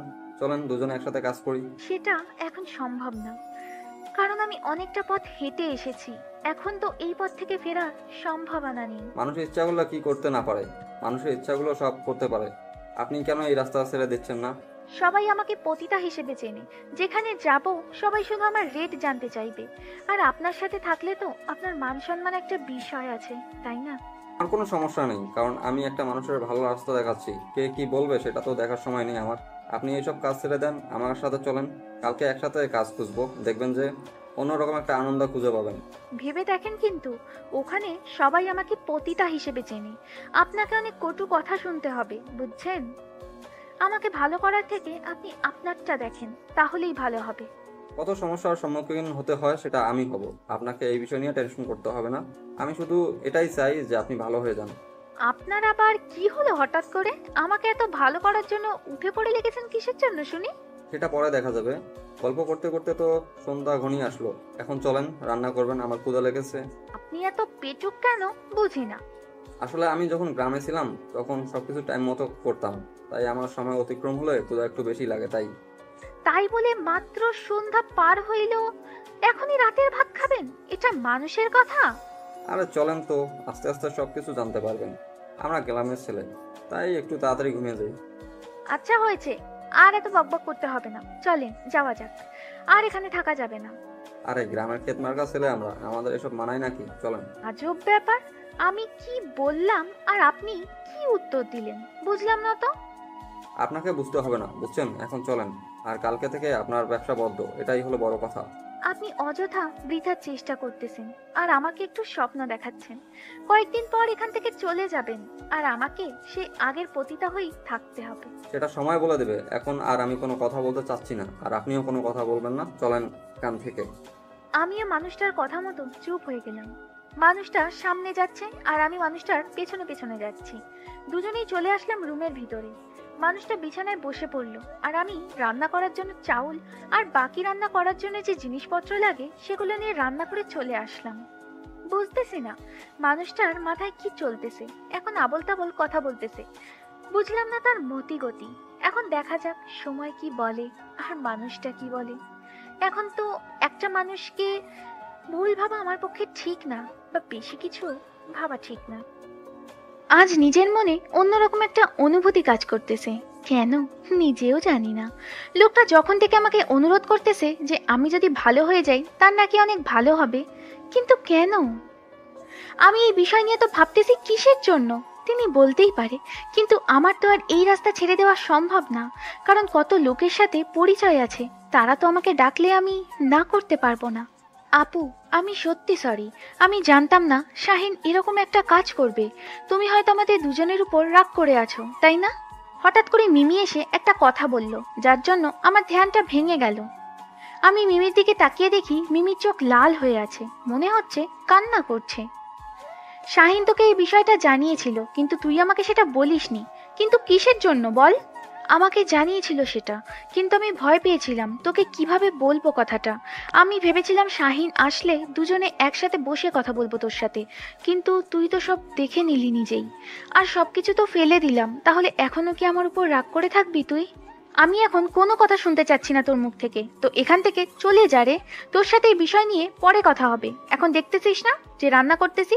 এখন যদি তোর কথা কানে আসে তাহলে রাগ উঠে যাবে। তাই প্লিজ তুই এখান থেকে চলে যা। শাহিনের সাথে কথা বল, তার সাথে আড্ডা দে। পরে তোকে ডেকে নিয়ে এই বিষয় নিয়ে আমি কথা বলবো। প্লিজ মন খারাপ করিস না। আমি বুঝতে পারতেছি ব্যাপারটা। তুমি আমাদের উপর রাগ করে আছো। প্লিজ আপু, ক্ষমা করে দাও। বললাম তো এখন কথা বলতে ইচ্ছা করতেছে না। তুই তো রুমে যা, শাহিনকে সময় দে। পরে তোকে ডেকে নিয়ে এ বিষয়ে কথা বলবো। এখানে এখন থাকার থেকে না থাকাই ভালো তোর। আপু, একবার যদি ভেবে দেখিস ব্যাপারটা তাহলে ভালো হতো। আমি 1000বার এই বিষয়টা নিয়ে ভেবে দেখব, কিন্তু এখন তুই এখান থেকে চলে যা। আমি রান্না করতেছি। আপুকে দেখে বোঝা যাচ্ছে অনেকটা রেগে যাচ্ছি আমার উপর, তাই সেখানে আর এক মুহূর্ত থাকলাম না, চলে আসলাম। এসে দেখি শাহিন বসে বসে কি জানি ভাবতেছে। আমি শাহিন কোনো কিছু না বলে শাহিনের পাশ কাটিয়ে গিয়ে বিছানায় শুয়ে পড়লাম। আপু কি এখনো আমাদের উপর রেগে আছে? তোমাকে কি বললো? ক্ষমা করে দিয়েছে নাকি উল্টো রাগ দেখিয়েছে? তোমাকে কত করে মানা করলাম যে ওই জিনিসগুলো নিয়ে আমার বাসায় এসো না, তুমি তো আমার কথা শুনলে না। এখন দেখলে তো আমি বলেছিলাম যে আপু রাগ করবে, তারপরও তুমি আমার কথা শুনলে না। এখন তুমি যাও, গিয়ে আপুকে বুঝিয়ে আসো। আমাকে তো যাতা শুনিয়ে দিল। মন খারাপ করিও না, দেখবে পরে আপু তোমাকে সব কিছু বুঝিয়ে বলবে। দেখি কতক্ষণ পর আপুর রাগটা ভাঙিয়ে এখন চুপচাপ শুয়ে থাকতো। মিমির সাথে এরকম ব্যবহার করা আমার ঠিক হলো না। কি জানি কি ভাবতেছে আমাকে নিয়ে।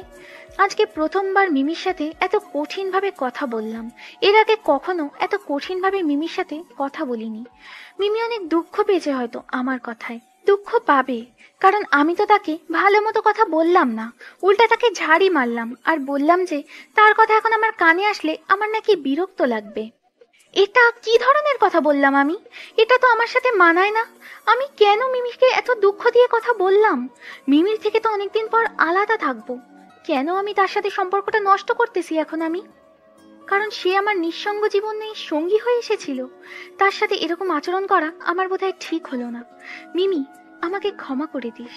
আমি নিজের ইচ্ছাতে এটা করতে চাইনি, ইচ্ছার বিরুদ্ধে গিয়ে তোকে এভাবে কথাটা বলেছি। আমাকে ক্ষমা করে দিস মিমি। কি ব্যাপার, রান্না করা বাদ দিয়ে মন খারাপ করে এভাবে বসে আছেন?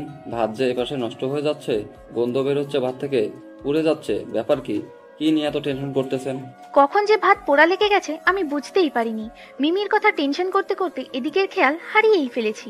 তাড়াহুড়ো করে ভাতের হাঁড়িটা চুলা থেকে নামিয়ে রাখলাম। ওনার দিকে তাকিয়ে দেখি উনি অবাক দৃষ্টিতে আমার দিকে তাকিয়ে আছে। কি ব্যাপার, আপনি এভাবে আমার দিকে তাকিয়ে আছেন? কি ব্যাপার কি? আচ্ছা বলেন তো, আজকে আপনার কি এমন হয়েছে যার জন্য আপনি বারবার কান্না করতেছেন? ব্যাপার কি? আপনার কি চোখে সমস্যা আছে? আমি রান্না করতেছি, আর রান্না করতে আসলে আমার চোখ দিয়ে পানি পড়ে। আমি কান্না করতেছি না তো? আর কত আমার সামনে এভাবে অভিনয় করবেন? বুঝতেছি না, ভালোই তো অভিনয় করতে পারেন। আরে আমি কি অভিনয় করলাম? আপনিও এখানে বসে থাকেন, চুলার ধোঁয়া এসে আপনার চোখেও লাগবে, আর আপনার চোখ থেকেও পানি পড়বে। বিশ্বাস না হলে এখানে বসে থাকেন। আচ্ছা হয়েছে, আর ঝগড়া করতে চাচ্ছি না আপনার সাথে। তাহলে রান্নাটা কত দূর? এই তো ভাত রান্না করা শেষ, এখন তরকারিটা রান্না করব। আপনি এত পেটুক মানুষ, আপনাকে তো দেখে বোঝা যায় না। এখানে আবার আমি পেটুক হলাম কিভাবে? অনেক হয়েছে আপনার বকবকানি, এখন এখান থেকে চলে যান, আমাকে রান্না করতে দেন। কত ক্ষুধা লেগেছে লাগুক। আজকে আমার কষ্টটা আপনি বুঝলেন না, তাই একটু তাড়াতাড়ি রান্না করেন না প্লিজ। যদি আপনি আমার সাথে এত বকবক করেন তাহলে আমি রান্না করব কিভাবে? আর রান্নায় মনোযোগ দিতে না পারলে রান্নাটা তাড়াতাড়ি হবে কি করে? রান্না করতে আমার মনোযোগ দিতে হয়, আজকে প্রথম শুনলাম। রান্না করতে মনোযোগ দিতে হয় না, এটা আজকে আমি আপনার মুখ থেকে প্রথম শুনলাম। রান্নায় যদি মনোযোগ না দিই তাহলে রান্নাটা সুস্বাদু কি করে হবে? আপনার সাথে আমি কথা বলতে পারবো না, তাই আমি এখান থেকে চলে যাচ্ছি। আপনি আপনার মন দিয়ে রান্নাটা শেষ করুন আর সুস্বাদু করে তুলুন। আপনি যদি পুরুষ না হয়ে মহিলা হতেন তাহলে আরো ভালো হতো, কারণ আপনি যে এত পরিমাণ ঝগড়া করতে পারেন আপনাকে প্রথমে দেখে বুঝতেই পারিনি, কিন্তু এখন হাড়ে হাড়ে বুঝতে পারতেছি। এটা কি বললেন আপনি? আপনার কাছ থেকে এটা কখনো আশা করিনি আমি। আপনি আমাকে মেয়ে হতে বলতেছেন? আপনাকে কিচ্ছু আশা করতে হবে না, বুঝছেন? এখন আপনি এখানে চুপচাপ মেরে বসে থাকেন, না হলে ঘরে গিয়ে শুয়ে থাকেন। আমাকে রান্না করতে দেন, এত বকবক করলে রান্নার কাজ করবো কিভাবে আমি? আচ্ছা তাহলে আমি এখান থেকে চলে যাচ্ছি, আপনি রান্নার কাজটা শেষ করুন তাড়াতাড়ি। কথাটা বলে আমি সেখান থেকে চলে আসলাম। এখানে আর কি করব, অনেক জ্বালাইলাম, আর এখন জ্বালানো ঠিক হবে না, তাহলে অতিরিক্ত হয়ে যাবে। রান্নাঘর থেকে বের হয়ে একটু দূরে একটা গাছের নিচে বসে পড়লাম। আজকে চাঁদটা অনেক উজ্জ্বল দেখাচ্ছে, মনে হচ্ছে আজকে চাঁদটা পরিপূর্ণ হয়ে ফুটে উঠেছে।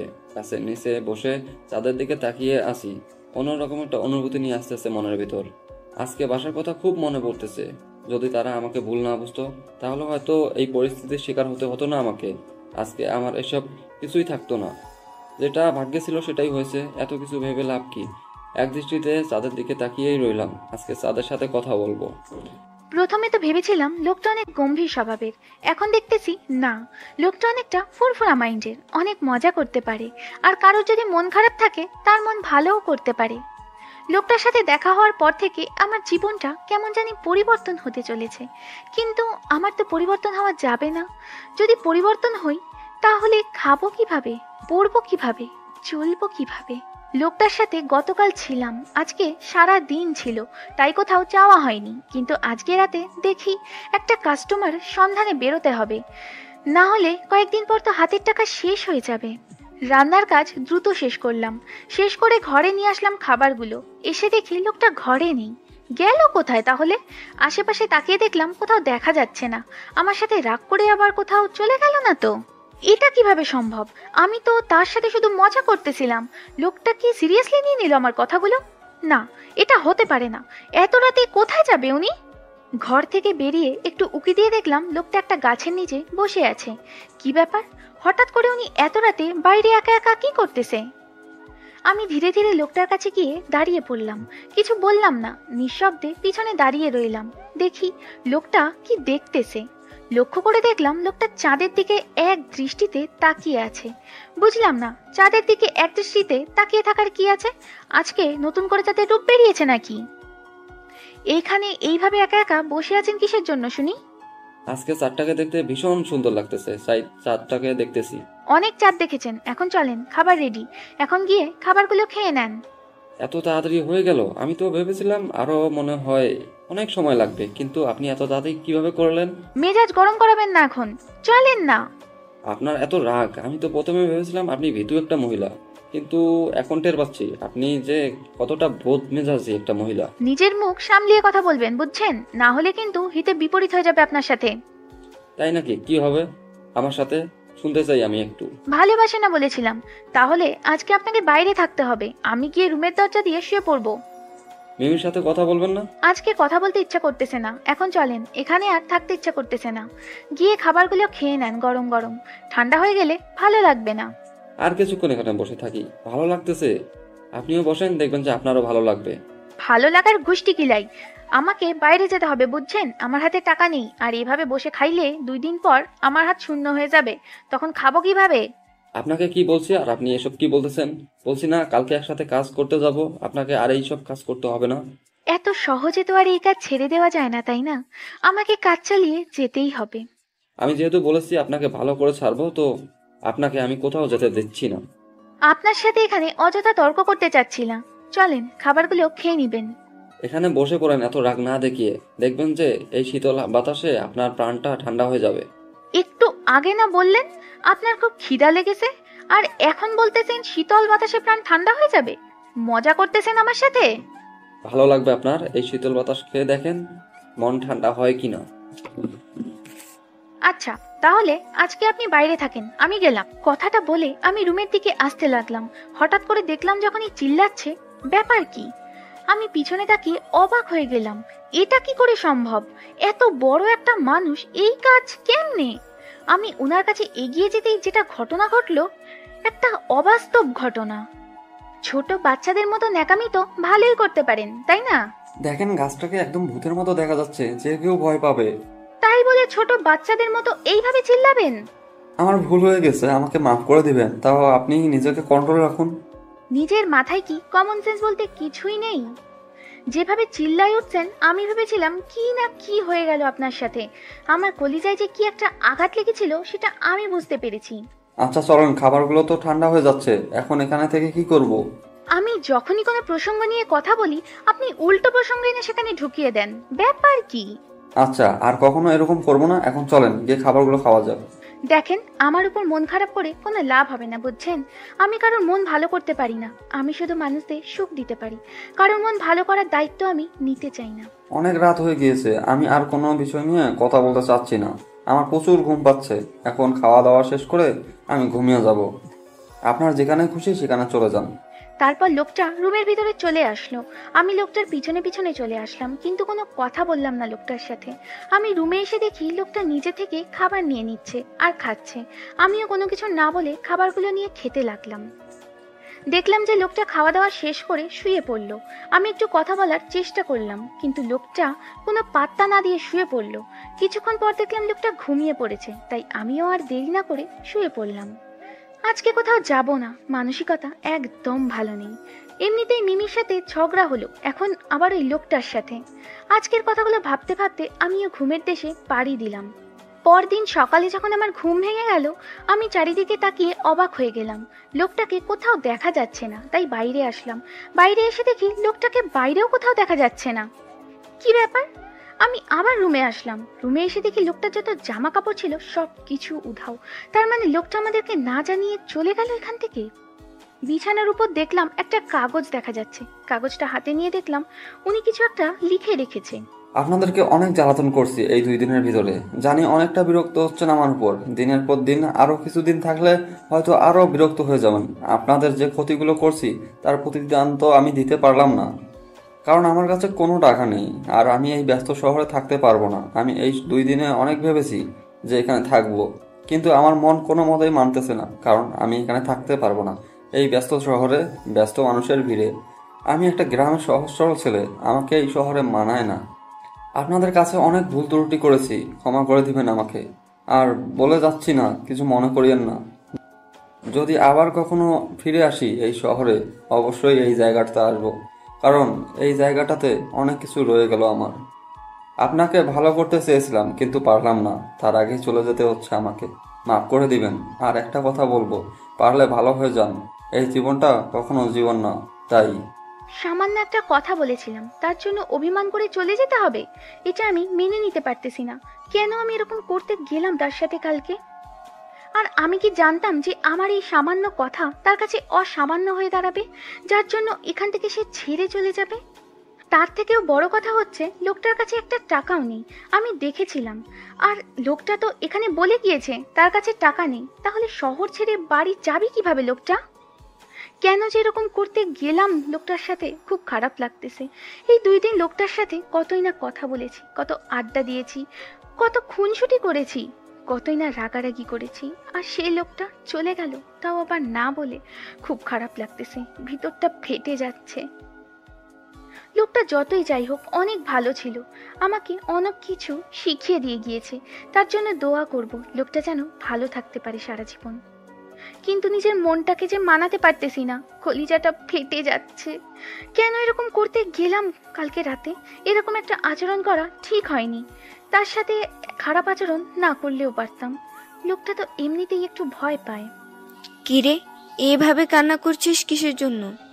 তোর আবার আজকে কি হলো নতুন করে? লোকটা চলে গিয়েছে রে মিমি। কি বলছিস? কখন গেল? রাতে গিয়েছে, আমাকে কিছু বলে নাই। এই দেখ চিঠি। কি বলিস? এভাবে উনি চলে গেল কিসের জন্য? আমি তো লোকটার সাথে ভালো মতো কথাই বলিনি, তার আগেই চলে গেল। এখন আমি কি করব বল? লোকটার সাথে কিছু কথা ছিল আমার। এত টেনশন করিস না তো। টেনশন করলে তুই আবার অসুস্থ হয়ে যাবি। তোকে নিয়ে আবার আমি পরে টেনশন করতে পারবো না। আমি নিজেও জানি না আমার এত খারাপ লাগতেছে কিসের জন্য, কিন্তু প্রচুর খারাপ লাগতেছে। লোকটার সাথে যদি শেষবারের মতো কিছু কথা বলতে পারতাম। আচ্ছা, আমি গেলাম, তুই এখানে একটু একা একা থাক, তাহলে ভালো লাগবে। এখন আমার কথাগুলো তোর ভালো লাগবে না, আমি গেলাম। মিমি কথাটা বলে সেখান থেকে চলে গেল। মানুষটার কথা খুব মনে পড়তেছে। কেন যে তিনি আসলো আমাদের এখানে আর এরকম করে চলে গেল, আর কেন যে আমি তার সাথে খারাপ ব্যবহার করলাম, এখন নিজেরই খুব খারাপ লাগতেছে, যেটা বলার বাহিরে। কি করব বুঝতেছি না, ভিতরটা ফেটে যাচ্ছে। যদি লোকটা ফিরে আসতো তাহলে। আর এই বিষয়টা নিয়ে ভাবতে পারতেছি না। যতই ভাবছি ততই কান্না পাচ্ছে খুব। তাই নিজেকে একটু কন্ট্রোল করার চেষ্টা করলাম। তার উপর যেটা মায়া ছিল সেই মায়াটা কাটানোর চেষ্টা করতেছি। তাই ঘুমের জন্য বিছানায় শুয়ে পড়লাম। যাই হোক, তাহলে শেষ পর্যন্ত একটা কাজ খুঁজে পেলাম। এখন তাহলে বাসায় ফেরা যাক। কিন্তু যে ঘটনা ঘটে এসেছি কি যে হয়ে আছে সেখানকার অবস্থা, আমি গেলেই যে কি শুরু হয়ে যাবে বুঝতেছি না তো। জঙ্গলের পথ ধরে বাসার দিকে আসতে লাগলাম। বাসার কাছাকাছি এসে পুরোটা বাড়ি শান্তশিষ্ট হয়ে আছে, কাউকে দেখা যাচ্ছে না। কলিজা শুকিয়ে যাচ্ছে, কি জানি কি হচ্ছে ভিতরে। আমি তো যে ঘটনা ঘটিয়েছি, আমাকে দেখলে কি বলবে। আমি ভয়ে ভয়ে লুকিয়ে দেখলাম যে কেউ দেখা যাচ্ছে না, তাই ঘরে প্রবেশ করলাম। আমি ভয়ে ভয়ে বিছানায় এক সাইডে গিয়ে বসে পড়লাম। ওনাকে দেখে কিছুক্ষণ তাকিয়ে রইলাম, কারণ দেখে বোঝা যাচ্ছে যে কান্না করছিল মনে হয়, কারণ চোখের নিচে একটু দাগ হয়ে আছে পানির। আমার কেন জানি মনে হচ্ছে আমার রুমে কেউ প্রবেশ করেছে, কিন্তু কতটা সত্যি সেটা চোখ খুললে বুঝতে পারবো। চোখ খুলে পাশে তাকিয়ে আমি অবাক দৃষ্টিতে তাকিয়ে রইলাম পাশে বসে থাকা মানুষটার দিকে। এটা কিভাবে সম্ভব? আমি স্বপ্ন দেখতেছি না তো? আমি তো ঘুমিয়েছিলাম, স্বপ্ন হতে পারে, এটা কখনো বাস্তব হতে পারে না। এভাবে অবাক হয়ে তাকিয়ে থাকার কি আছে? আমাকে দেখে কি মনে হচ্ছে যে আমি এখানে এসে ভূত বসে আছি? আমি কি যেটা দেখতেছি সত্যি দেখতেছি নাকি? আপনি আমার গায়ে চিমটি কাটেন তো আগে। যেটা দেখতেছেন সত্যি দেখতেছেন, চিমটি কাটতে হবে না। কিসের জন্য? আমি তো জলজান্ত এখানে একটা মানুষ বসে আছি, আর আপনি আমার সাথে কথা বলতেছেন, তাও বিশ্বাস হচ্ছে না। আপনি এখানে এসেছেন কিসের জন্য? আমাদের মতো খারাপ মানুষদের বাসায়? আপনাকে তো এখানে মানায় না, আপনি চলে যান এখান থেকে। আর আপনি যেভাবে চলে যাবেন আমি কখনো কল্পনাও করতে পারিনি। চোরের মতো পালিয়ে যাবেন। আমাকে বললে কি আমি যেতে দিতাম না নাকি? আপনাকে এখানে কি আমরা বন্দি করে রেখেছিলাম? সবকিছু একটু লিমিট মতো করা লাগে, অতিরিক্ত করলে সবার জন্য সেটা ক্ষতিকর। আপনি চলে গিয়েছেন, আমাদের কি অবস্থা হয়েছে জানেন আপনি? আপনার কাছে কোনো টাকা নেই, আপনি চিঠিতে লিখে গিয়েছেন সেটা, সেখানেও বলেছেন আপনার কাছে কোনো টাকা নেই। তাহলে আমাদের মনে কি হতে পারে একটু বুঝতে পারতেছেন? আমাদের টেনশনটা কি পরিমাণ হয়েছে? আপনি যদি বলতেন যে আপনি বাসায় যাবেন, হয়তো আমাদের কাছে টাকা ছিল না, কিন্তু আমরা কারোর কাছ থেকে ধার করে নিয়ে আপনাকে বাসায় পাঠিয়ে দিতাম। আপনার যেহেতু এখানে মন বসতেছে না, আর আমরা তো আপনাকে বাধ্য করতেছি না যে এখানেই থাকতে হবে, তাই না? আপনি কোনো অপরাধ করেননি যে আপনাকে এখানে আমরা বেঁধে রাখবো। এখন আমাকে কিছু বলতে দেন, তারপর আপনার যত কথা আছে সব শোনাবেন। এখন আমি বলবো, আপনি শুনবেন, এর থেকে একটা কথাও বলবেন না। আপনি এখান থেকে চলে গিয়েছেন না, একটা চিঠি লিখে গিয়েছেন। আমাদের মনের অবস্থা কি হবে একবারও ভেবেছেন? বুঝতে পেরেছেন? আর আমাদের মনের অবস্থাটা একটু আপনার বোঝা উচিত ছিল। মেনে নিলাম আপনি আমাদের সাথে মজা করতেছিলেন, কিন্তু কেউ কারোর সাথে এরকম মজা করে? এখন আপনি বলবেন আপনি মজার ছলে চলে গিয়েছেন, এটাই তো, তাই না? আপনি যা বলছেন সব সত্যি, কিন্তু আমি সত্যি সত্যি চলে যেতাম। কিন্তু আবার কি? আবার ফিরে আসলেন কেন এখানে? আমাদের মতো খারাপ মানুষদের মাঝে আপনি তো ভালো মানুষ, আপনি চলে যেতে পারতেন। এখানে ফিরে আসার মানে কি? আসলে আমার গ্রামের বাসায় অনেক সুন্দর একটা ভালো একটা পরিবেশ ছিল, আর আমার পরিবারও অনেক সুন্দর ছিল। কিন্তু হঠাৎ মাঝপথে আমার মা মারা যায়। তখন আমার বাবা দ্বিতীয় বিয়ে করে, আর দ্বিতীয় মা আমার উপর এতই অত্যাচার করে প্রতিদিন, যেটা আপনি শুনলেও হয়তো আপনার চোখে থেকে পানি পড়বে। যেমন আপনার একটা করুণ কাহিনী আছে, তেমন আমারও একটা করুণ কাহিনী আছে, যার জন্য আজকে আমি ঢাকা শহরে আসতে বাধ্য হয়েছি। তাহলে আপনি একটা বিয়ে করে নিয়ে শ্বশুরবাড়ি চলে যেতে পারতেন। শহরে এসেছেন কিসের জন্য? মুখে একটা কথা বলা যায়, আর সেটা কাজ করে দেখানোর মধ্যে আকাশ পাতাল পার্থক্য রয়েছে। আপনি সেটা ভালো করে জানেন। তাহলে আবার এখানে ফিরে আসলেন, ব্যাপার কি? আবার কি উদ্দেশ্য নিয়ে আসলেন এখানে? উদ্দেশ্য নিয়ে আসবো কিসের জন্য? পার্মানেন্টলি থাকতে এসেছি এখানে, কারণ আমি একটা কাজ খুঁজে পেয়েছি, আর এখান থেকে কোথাও যাচ্ছি না। এখান থেকে বেশি দূর না, অল্প কিছুক্ষণ গেলেই কাজের স্থান পৌঁছে যায়।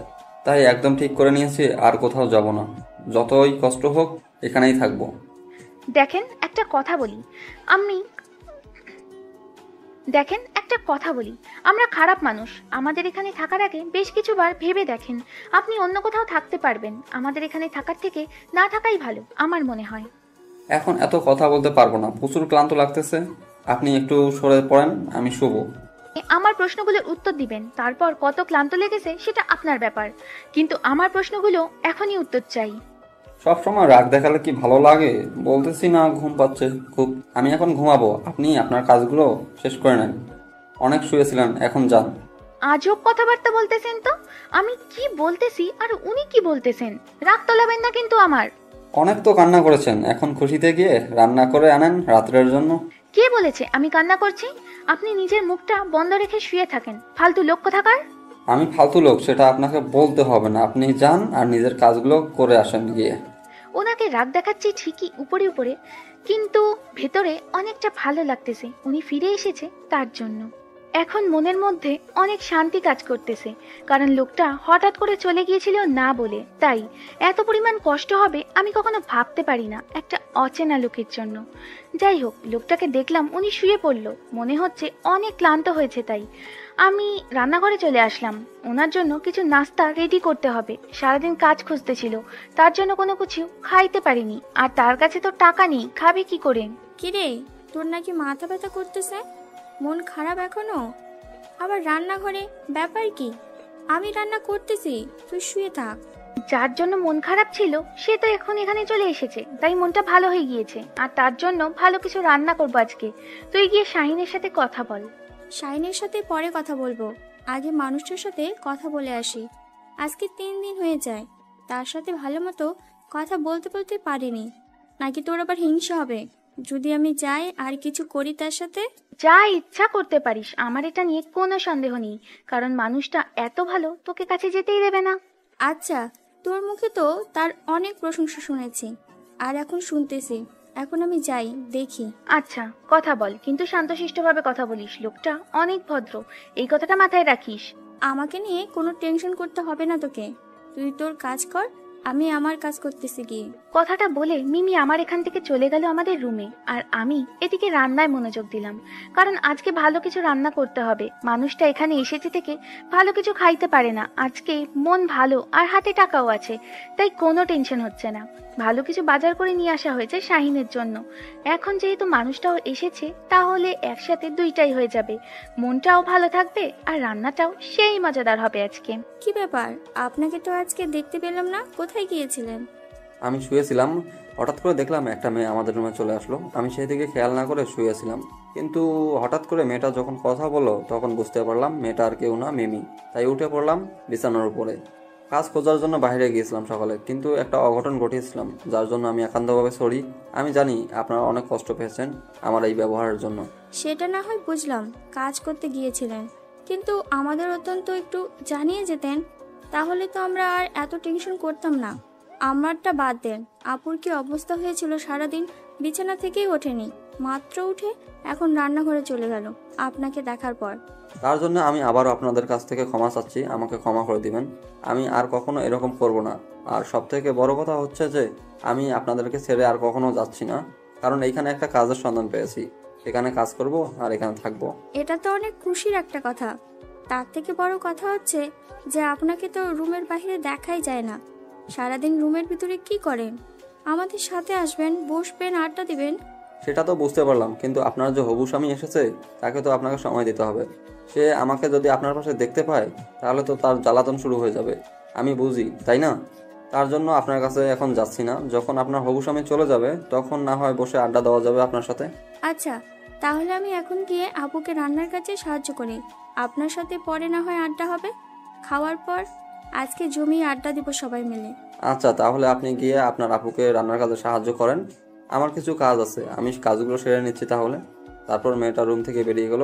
আমি বিছানায় বসে বসে চিন্তা করতে লাগলাম, সমাজের কিছু মুখোশধারী মানুষ আছে, মুখোশহীন খারাপ মানুষ হয়তো ভালো আছে তাদের থেকে। এটা আমার কাছে একটা বাস্তব উদাহরণ হয়ে থাকবে, কারণ আমি তো আজকে 3 দিন হলাম এখানে আছি। এদের ব্যবহার দেখে আমি মুগ্ধ।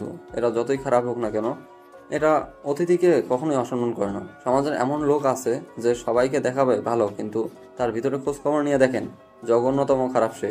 প্রতি রাতেই পতিতার কাছে আসে, আর দিনের বেলা পতিতার যত বাজে গালি দেয়, আর তারাই প্রতি রাতে পতিতার কাছে আসে, কিন্তু উপরে উপরে নিজেদের কতটা যে ভালো দেখায় সেটা হয়তো আমরা বুঝতে পারি না, কারণ তারা তো সমাজে মুখোশের আড়ালে থাকে। আমার মনে হচ্ছে এখন সমাজের পতিতারাই হয়তো খারাপ, কিন্তু তাদের মনের ব্যাপারগুলো অনেক ভালো, আর তাদের পেশাটা জঘন্যতম, কিন্তু তারা কি এই জঘন্যতম পেশাটা গ্রহণ করলো সেটাও তো আমাদেরকে ভাবতে হবে।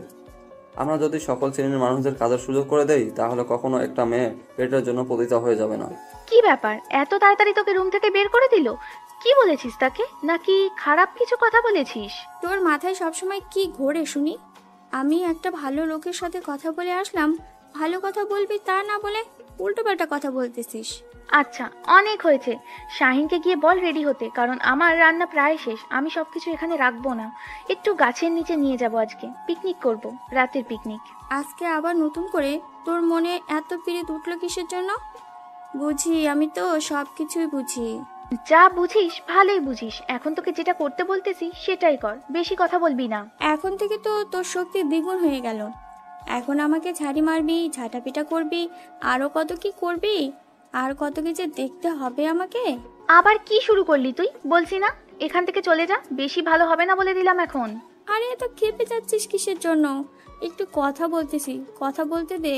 খেপে গেলে কেমন করে তোকে নিয়ে একটু মজা করব বল? আমাকে নিয়ে তোকে কোনো মজা করতে হবে না, এখান থেকে চলে যা। আমি রান্না করতেছি, সবসময় রান্না করার সময় ডিস্টার্ব করিস, ভালো লাগে না। রান্না করার সময় যদি কেউ ডিস্টার্ব করে তাহলে আমার রাগ উঠে যায়। অনেক শুনেছি, আর শুনতে ইচ্ছে করতেছে না। এখন আমি যাচ্ছি, আমার কান ঝালাপালা হয়ে গেল। আরো ঝালাপালা হয়ে যাবে তোর কান। তুই এখন এখান থেকে চলে যা, না হলে কানে পরে শুনবি না। এই অল্প বয়সে আমি বয়রা হতে চাচ্ছি না, তাই আমি এখান থেকে চলে যাচ্ছি। তুই তোর রান্নাগুলো কর মন দিয়ে, আর রান্না যদি একটু খারাপ হয়েছে তাহলে দেখে নেবো তোকে। আচ্ছা, যখন খাবি তখন প্রশংসা করবে, এখন এখান থেকে চলে যা, ভাগ। তুই আমাকে শেষ পর্যন্ত এইভাবে কথাগুলো বলতে পারলি? আমি কখনো কল্পনা করতে পারিনি তুই আমাকে এভাবে কথা শোনাবি আজকে দিন খারাপ বলে।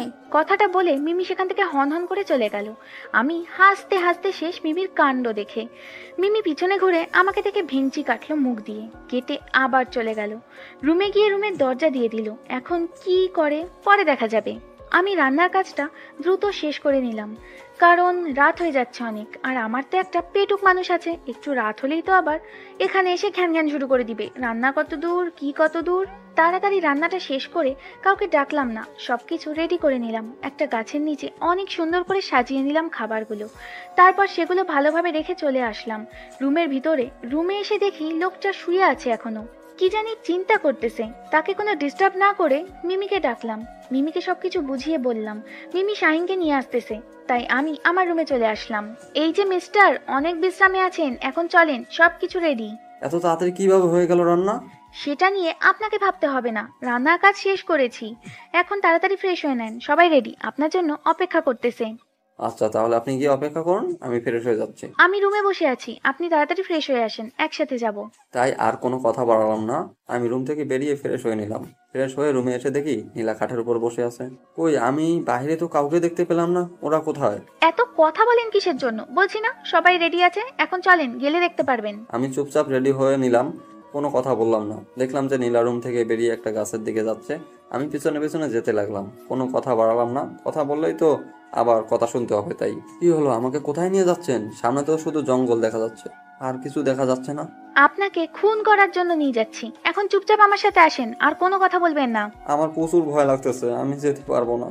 রুমে যাচ্ছি, আপনারা যেখানে খুশি সেখানে চলে যান। বেশি ন্যাকামি করবেন না, আমার সাথে সাথে আসুন, না হলে কিন্তু ভালো হবে না বলে দিলাম।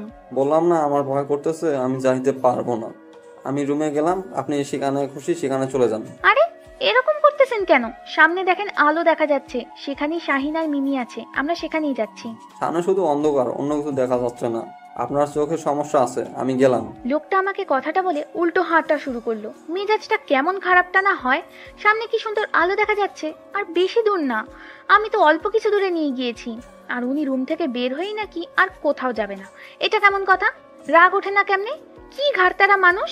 আমি তাড়াতাড়ি হেঁটে লোকটার কাছে এসে পৌঁছালাম। লোকটার ডান হাত চেপে ধরলাম, যাতে করে আর উল্টা হাঁটতে না পারি, কিন্তু শক্তি দেখাচ্ছে, তাই হ্যাচকা টান দিয়ে লোকটাকে দাঁড় করিয়ে দিলাম। সমস্যা কি আপনার? আপনাকে কথা বলতেছি, আমার কথা কি আপনার কানে যায় না? বললাম তো আমি সেখানে যেতে পারবো না। আমার খাবারগুলো ঘরে নিয়ে আসবেন, আমি ঘরেই আছি। আচ্ছা, এখন একটু অপেক্ষা করেন, আমি মিমিকে ডাক দিয়ে থাকি, তার ফোনের লাইটটা জ্বালাতে বলতেছি, তখন তো আপনার বিশ্বাস হবে সেখানেই তারা আছে।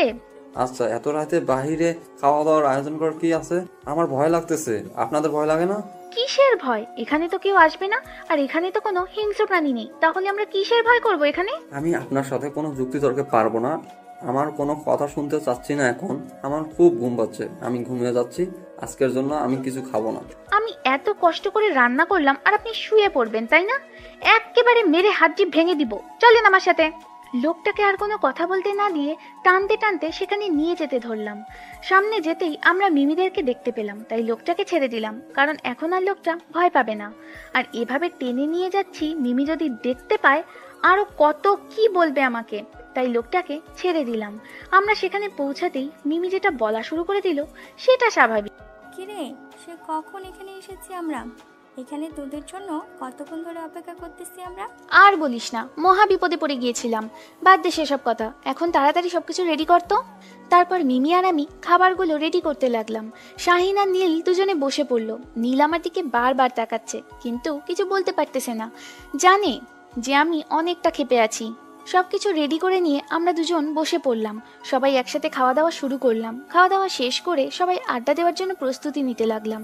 নীল ভাইয়া, আমাদের কাছে খাতিরদারি আপনার কেমন লাগলো? কি বলবো, রান্নাটা অসাধারণ ছিল। অনেকদিন পর এরকম রান্নার স্বাদ গ্রহণ করলাম। তাই নাকি? এটা আমার আপুর হাতের করিশ্মা। আপু যখন মনোযোগ দিয়ে রান্না করে তখন রান্নাটা অনেক সুস্বাদু হয়। সেটা তো দেখতে পারলাম। আপনাকে অনেক ধন্যবাদ এত সুন্দর খাবার আমাদের উপর দেওয়ার জন্য। ধন্যবাদ দিতে হবে না, আমি ইচ্ছে করে এত সুন্দর করে রান্না করেছি আজকে। আমি তো কাজ পেয়ে গেছি, আর কালকে থেকে কাজে যেতে হবে, তাই এখন ঘুমাতে হবে, কারণ কালকে সকালে কাজে যেতে হবে। আচ্ছা, তাহলে আপনি বিশ্রাম করেন, আমরা এখন একটু গল্প করে তারপর রুমে যাব। তারপর আমি সেখান থেকে চলে আসলাম, সেখানে থাকলাম না, তাড়াতাড়ি রুমে এসে গুটি মেরে শুয়ে পড়লাম। আর ভাবতে লাগলাম কালকে থেকে আমাকে একটা নতুন জীবন শুরু করতে হবে, কারণ এইভাবে চলা তো আর যাবে না। আমাকে যে তুই এখানে থাকতে হবে, তাহলে আমাকে আলাদাভাবে একটা ঘর তুলে নিতে হবে, না হলে এই মানুষটার সাথে আর কত থাকা যায়? এভাবে থাকা উচিত নয় আমার। ভাবতে ভাবতে ঘুমিয়ে পড়েছি, কখন যে ঘুমিয়ে পড়েছিলাম নিজেও জানি না। অনেক গল্প করলাম, আর রাত তো অনেক হয়েছে, গিয়ে ঘুমিয়ে পড়ো, আমারও ঘুম পাচ্ছে। আচ্ছা, তাহলে আমরা গিয়ে এখন ঘুমিয়ে যাব। তুই গিয়ে ঘুমা, বেশি রাত্রি জাগিস না, শরীর অসুস্থ হবে। আচ্ছা, তাহলে কালকে সকালে আবার কথা হবে। এখন আমি গেলাম, তোমরাও যাও, গিয়ে ঘুমিয়ে পড়ো। কথাটা বলে আমি সেখান থেকে চলে আসলাম, আর ভাবতে লাগলাম লোকটা তাহলে এখানে পার্মানেন্টলি থেকে যাবে। খুব ভালো লাগতেছে, কারণ কারোর সাথে গল্প করে থাকতে পারবো। কয়েকদিন পর তো মিমি এখান থেকে চলে যাবে, খুব একাকিত্ব লাগতেছিল নিজের ভিতর। এখন তো লোকটা আছে, তাহলে তার সাথে কিছুক্ষণ গল্প করে কাটানো যাবে, ভালোই হলো।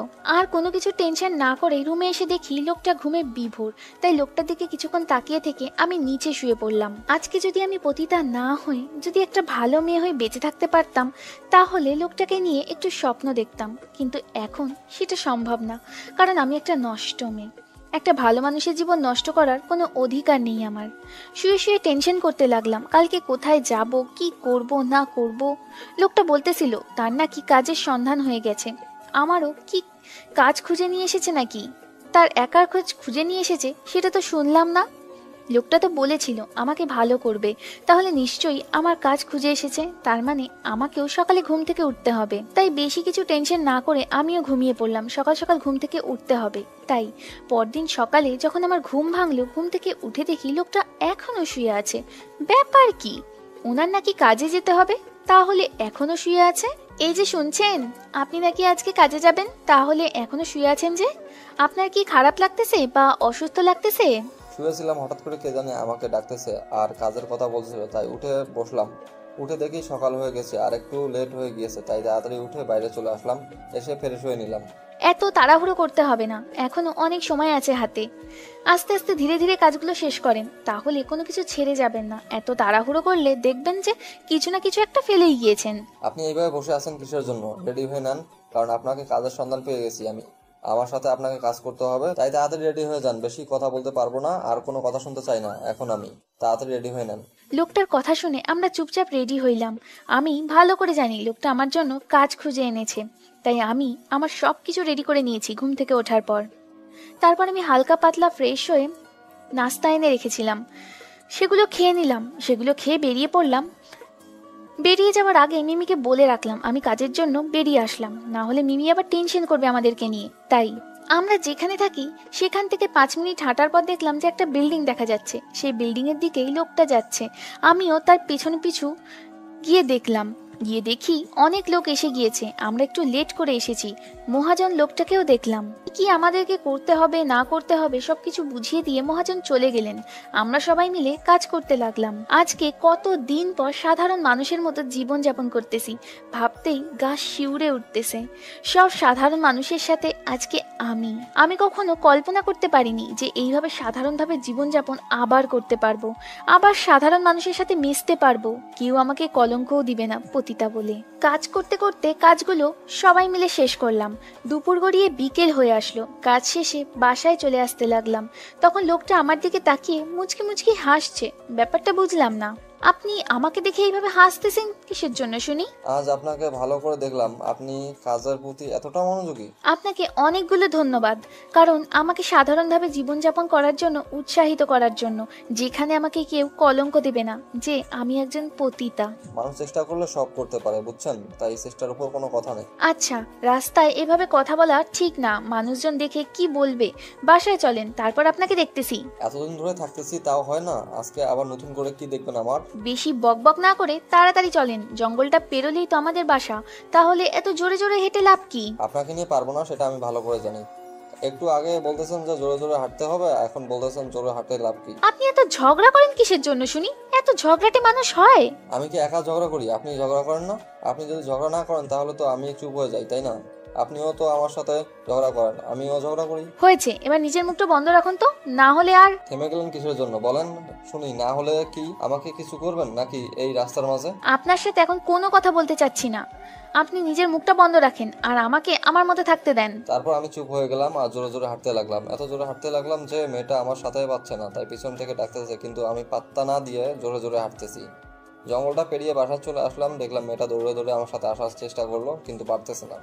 এবার প্রতিদিন চলতে থাকলো আমাদের খুনসুটি চলাচল আর খুনসুটি কাজের ফাঁকে ফাঁকে। এইভাবে দিনগুলো অতিবাহিত হতে লাগলো, প্রায় 2 মাস কেটে গেল। অনেকদিন তো একসাথে থাকলাম, এখন তো আমাকে আলাদা করে একটা ঘর তুলতে হবে, তাই না? কারণ কতদিন আর আপনার সাথে এভাবে থাকা যায়? পার্মানেন্টলি কিছু করতে হবে আমাকে। আমি কি বলছি আমার সমস্যা হচ্ছে? আমার তো কোনো সমস্যা হচ্ছে না, দিব্যি আছি, তাহলে আর আলাদা ঘর তুলতে হবে কিসের জন্য? আপনি এভাবে কতদিন নিচে থাকবেন? এটা তো খারাপ দেখায়, তাই না? তার জন্য বলতেছি যে আমি অন্য একটা ঘর তুলি আর আপনি উপরে থাকবেন, তাহলে তো হয়ে গিয়েছে। আর মিমিরও তো বিয়ে হয়ে গিয়েছে। ঘর তুলতে হবে না, শুধু আর একটা থাকার মতো বিছানা নিয়ে আসলেই হবে বাজার থেকে, আমি আলাদাভাবে সেখানেই থাকবো আর আপনি এখানে থাকুন, তাহলেই তো হয়ে যায়। আচ্ছা, তাহলে সেটাই হবে। আমি একটু বাইরে যাচ্ছি, আপনি বাসার কাজগুলো গুছিয়ে নেন। কথাটা বলে লোকটা বেরিয়ে চলে গেল। এখন আর লোকটা ভয় পায় না এই জায়গাটাকে, কারণ অনেক দিন থেকেছে, তাই তো আর ভয় পায় না। এখন সব জায়গায় একা একা চলতে পারে। আর আমি বাসার কাজগুলো গোছাতে লাগলাম। লোকটার সাথে অনেক দিন ধরে আছি, তাই এখন আর লজ্জা বলতে তার সামনে কিছুই হয় না, কারণ আমি একটা নষ্ট মেয়ে ছিলাম। এখন হয়তো একটু ভালো হয়েছি, কিন্তু আমার তো অতীতের দিনের কথাগুলো ভুলে গেলে চলবে না। লোকটা অনেক ভালো, আমার জীবনে আসার পর থেকে আমাকে গুছানো শিখিয়েছে, আমাকে ভালো হতে শিখিয়েছে। এক কথায় সব কিছু পরিবর্তন করে দিয়েছে ওই লোকটা। ওই লোকটার কাছে আমি চিরকৃতজ্ঞ থাকবো। সব কিছু গুছিয়ে রেখে রান্নার কাজটা সেরে নিলাম, তারপর গোসল করলাম। এখন বাড়িটা অনেক ভালো করেছি। এই 2 মাস কাজ করার পর অনেক ভালো লাগছে। সাধারণ মানুষের মতো জীবনযাপন করতে পারি আমি এখন, একদম সবকিছু সাধারণভাবেই চলাচল করতে পারি। এখন কেউ আমাকে বাজেভাবে মন্তব্য করে না, আর যারা আমাকে এখন ফোন করে তারা আমার নাম্বারটা বন্ধ পায়, কারণ আমি সিমটা ফেলে দিয়েছি। একদম ভালো পথে চলে এসেছি শুধু এই লোকটার জন্য। আপনারা দোয়া করবেন আমি যেন সারা জীবন এভাবে ভালোভাবে অতিবাহিত করতে পারি। আপনাদেরকে অনেক ধন্যবাদ আমাদের গল্পটার পাশে থাকার জন্য আর এইভাবে আমাদেরকে সাপোর্ট করার জন্য। আশা করি ভবিষ্যতেও আপনারা এইভাবেই আমাদেরকে সাপোর্ট করবেন। জানি না গল্পটা কতটুকু ভালো লেগেছে আপনাদের, কিন্তু আমি গল্পটাতে একটা পতিতার জীবন কাহিনী তুলে ধরতে চেয়েছিলাম। তারা কেন পতিতা হয়, তারা কি ইচ্ছাকৃতভাবে পতিতা হয় নাকি বাধ্য হয়ে পতিতা হয়? আসলে সমাজের মানুষ সবাই ভালো হয় না, সবাই খারাপও হয় না।